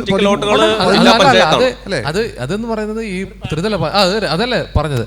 ജില്ലാ പഞ്ചായത്തിൽ മുതലേ ഉള്ളൂ വോട്ടിംഗ് പാറ്റേൺ അതിൽ നിന്ന് വ്യത്യസ്തമായിട്ടുള്ള സൗഹൃദ വലയങ്ങൾക്കോ അല്ലെങ്കിൽ സാമുദായിക വലയങ്ങൾക്കോ അപ്പുറത്തേക്ക് വരുന്നത്. ഈ ബ്ലോക്ക് പഞ്ചായത്തും ഈ വാർഡ് തലത്തിലുള്ളതെന്ന് പറയുന്നത് ഈ സൗഹൃദ സാമുദായിക വലയത്തിൻ്റെ ഉള്ളിൽ കിടക്കുകയാണ്. ഇതിൻ്റെ അകത്ത് കിടന്നിട്ടാണ് ഈ ഉള്ള 600-700 വോട്ടെന്ന് പറയുന്നത് ഒരു വലിയ കാര്യമല്ല. ഒരു കോളേജ് ക്യാമ്പസ് നിങ്ങൾ ആദ്യമായിട്ട് മത്സരിക്കുകയാണെങ്കിൽ, ഒരു നല്ല ക്യാമ്പസ് ആണെങ്കിൽ അതിൻ്റെ അകത്ത് ഒരു 10,000-1200 വോട്ടൊക്കെ പോൾ ചെയ്യുന്ന ക്യാമ്പസുകൾ പോലും ഉണ്ട്. അപ്പോൾ അതിനേക്കാട്ടിലും വളരെ കുറവാണ് ഒരു വാർഡ് ഇലക്ഷൻ്റെ അകത്ത് പങ്കെടുക്കുന്ന ആൾക്കാരുടെ എണ്ണം. അപ്പോൾ അവിടുത്തെ രാഷ്ട്രീയം പോലെ അല്ല. അതുകൊണ്ടാണ് ഇതിൻ്റെ അകത്ത് തെരഞ്ഞെടുപ്പ്, പഞ്ചായത്ത് തെരഞ്ഞെടുപ്പ് പൊതുവേ ഒരു തരത്തിലുള്ള രാഷ്ട്രീയ വിലയിരുത്തലായിട്ട് പൊതുവേ ആൾക്കാർ കരുതാത്തത്. ഇനി വരുന്ന ഒരു നിയമസഭയോ അല്ലെങ്കിൽ പാർലമെൻറ്റ് തെരഞ്ഞെടുപ്പിലേക്ക് വരുമ്പോഴത്തേക്ക് രാഷ്ട്രീയമാണ് അവിടുത്തെ പ്രധാനപ്പെട്ട വിഷയം. അപ്പം വീണ്ടും പഴയ ചെകഞ്ഞെടുക്കേണ്ടി വരും. ചോദിച്ചത് നമ്മുടെ സമയം അവസാനിക്കുകയാണ്. പ്രീണിപ്പിച്ച് ഒരു മതബദ്ധമായ ഒരു മതരാഷ്ട്രമാക്കി UDF LDF ഒക്കെ കൂടി നമ്മളെ മാറ്റുമെന്ന് ഒരിക്കലും ഇല്ല. തെരഞ്ഞെടുപ്പ് കഴിഞ്ഞ് കഴിഞ്ഞാൽ ജയിച്ചു കഴിഞ്ഞാൽ ഇത് ജയിച്ചു കഴിയുമ്പോൾ ഈ ശബരിമല ബില്ല് അട്ടത്ത് വയ്ക്കും. ജയിച്ചു കഴിഞ്ഞാൽ പിന്നെ ഇതിനെപ്പറ്റി ആരെങ്കിലും ഓക്കെ സുരേഷ് ഗോപി പോലും പറഞ്ഞു. തീർച്ചയായിട്ടും നമുക്ക് ഈ ചർച്ച അനന്തമായിട്ട് നീട്ടിക്കൊണ്ടു പോകാം. കാരണം രാഷ്ട്രീയം ചർച്ച ചെയ്യുക എന്നുള്ളത് കേരളത്തിലെ ജനങ്ങൾക്കൊരു ഹരമാണ്. കേരളത്തിലെ ജനങ്ങൾ തെരഞ്ഞെടുപ്പിന് മുന്നേ വരെ എല്ലാ രാഷ്ട്രീയ പാർട്ടിക്കാരും കള്ളന്മാരാണ്, ഈ രാഷ്ട്രീയത്തിലൊന്നും സത്യസന്ധത ഇല്ല എന്നൊക്കെ പറയുമ്പോഴും, ഞാനൊക്കെ പ്രിസൈഡിങ് ഓഫീസറായിട്ട് പോകുന്ന ആളാണ്. രാവിലെ 7 മണിക്ക് വോട്ട് തുടങ്ങി കഴിഞ്ഞപ്പോൾ ഞങ്ങൾക്കൊരു കാലിച്ചായ കുടിക്കാൻ പോലും കഴിയാത്ത തരത്തിൽ പോളിംഗ് ബൂത്തിന് മുമ്പിൽ ക്യൂ ആണ്. ആബാലവൃദ്ധം ജനങ്ങൾ, സ്ത്രീകൾ, കുട്ടികൾ, വർണ്ണ ജാതി ഭേദമന്യേ അണിനിരക്കുന്ന കാഴ്ച നമ്മൾ കാണും. അത്രമാത്രം രാഷ്ട്രീയബദ്ധമായിട്ടുള്ള ഒരു സമൂഹമാണ് കേരളം. അത് പോസിറ്റീവാണ്. അപ്പോൾ ആ അർത്ഥത്തിൽ നമുക്ക് ഒരുപാട് ഇഷ്യൂസ് നമ്മൾ മുന്നോട്ട് കൊണ്ടുപോകാൻ സാധിക്കും. പക്ഷേ വിശാലമായ അർത്ഥത്തിൽ ഞാൻ ഇത്രയും നേരം നമ്മുടെ ഈ ചർച്ചയിലൂടെ പ്രത്യേകിച്ച് നമ്മൾ യുക്തി സ്വാതന്ത്ര്യ ചിന്തകരുടെ ഒരു കൺസേൺ പങ്കുവയ്ക്കാൻ ആഗ്രഹിച്ചത്, ഓൾറെഡി തന്നെ മതബദ്ധമായ ഒരു സമൂഹത്തിൽ നമ്മുടേതുപോലുള്ള ശാസ്ത്രീയ മനോവൃത്തിയും യുക്തിയുടെയും സ്വാതന്ത്ര്യ ചിന്തയും ഒക്കെ മുന്നോട്ട് കൊണ്ടുപോകാൻ വിഷമിക്കുന്ന ഒരു കാലഘട്ടത്തിൽ ഈ മത ആചാരങ്ങളെയും മതക്കാരെയും ഒക്കെ പ്രീണിപ്പിച്ച് നമ്മളുടേത് ഒരു ഇരുണ്ട സമൂഹമായിട്ട് മാറുമോ എന്നുള്ളതാണ്. നമ്മുടെ മുമ്പിൽ മതത്തെയും ഒക്കെ ഈ ജസീന്ദാൻ്റെ ഒക്കെ ഉദാഹരണങ്ങളുണ്ടല്ലോ. അവിടെ മുസ്ലിം പള്ളിയിൽ വെടിവെപ്പ് നടന്നപ്പോൾ അവർ ഹിജാബ് അണിഞ്ഞ് ചെല്ലുന്നു, ന്യൂസിലൻഡ് പാർലമെൻറ്റ് ബാങ്ക് വിളിച്ചു തുടങ്ങുന്നു. അങ്ങനെയുള്ള തീർച്ചയായിട്ടും നമുക്ക് അങ്ങനെയുള്ള പോസിറ്റീവ് മാതൃകകളുണ്ട്. മതത്തെ നിരാകരിക്കുകയോ നിഷേധിക്കുകയോ ചെയ്യുന്നുള്ളതല്ല. അവിടെ നിയമങ്ങളൊന്നും ഉണ്ടായിട്ടില്ല, ആചാരലംഘനത്തിന് നിയമവും തടവൊന്നും ഉണ്ടായിട്ടില്ല. അപ്പോൾ എന്തായാലും തീർച്ചയായിട്ടും നമുക്ക് നേരത്തെ പറഞ്ഞ പോലെ രാഷ്ട്രീയം എന്ന് പറയുന്നത് 2019 വലിയ വിജയം ഉണ്ടാകുന്ന കക്ഷി 2020 ഡിസംബർ തെരഞ്ഞെടുപ്പിൽ പരാജയപ്പെടുന്നു. 2021 തെരഞ്ഞെടുപ്പിൽ എന്ത് സംഭവിക്കും അത് സമ്മതിദായകർ ആത്യന്തികമായിട്ട് തീരുമാനിക്കുന്നു. അതിനുവേണ്ടിയാണല്ലോ നമ്മൾ ഇലക്ഷൻ നടത്തുന്നത്. നമുക്ക് കാത്തിരിക്കാം. എന്തായാലും പ്രസക്തമായിട്ടുള്ള ചില നിരീക്ഷണങ്ങളും ചിന്തകളും ഒക്കെ നമുക്ക് പങ്കുവയ്ക്കാൻ കഴിഞ്ഞു. ഓഡിയൻസിനെ പങ്കെടുപ്പിക്കാൻ കഴിഞ്ഞില്ല, അതിന് മാത്രം കാര്യങ്ങളുണ്ടായിരുന്നു. എന്തായാലും ഇടയ്ക്ക് ചോദിക്കാമെന്ന് കരുതിയെങ്കിലും നമുക്ക് തന്നെ പറഞ്ഞു തീർക്കാൻ കഴിയാത്തതിൽ ഖേദിക്കുന്നു. ഈ ചർച്ച വളരെ നല്ല രീതിയിൽ സൗഹൃദപരമായിട്ട് കൊണ്ടുപോകാൻ കഴിഞ്ഞു മാത്രമല്ല ഇത് കേവലം വ്യക്തിപരമായിട്ടുള്ള നിരീക്ഷണങ്ങളാണ്. പാകപ്പിഴകളും അല്ലെങ്കിൽ വികല നിരീക്ഷണങ്ങളൊക്കെ ഉണ്ടെങ്കിൽ നിങ്ങൾ സദയം ക്ഷമിക്കുക. ആത്യന്തികമായിട്ടുള്ള സത്യങ്ങൾ നമുക്ക് തെരഞ്ഞെടുപ്പ് ഫലം എണ്ണുന്ന ദിവസം നമുക്കറിയാൻ സാധിക്കും. ചർച്ച നിർത്തട്ടെ. ജയ് ഹിന്ദ്.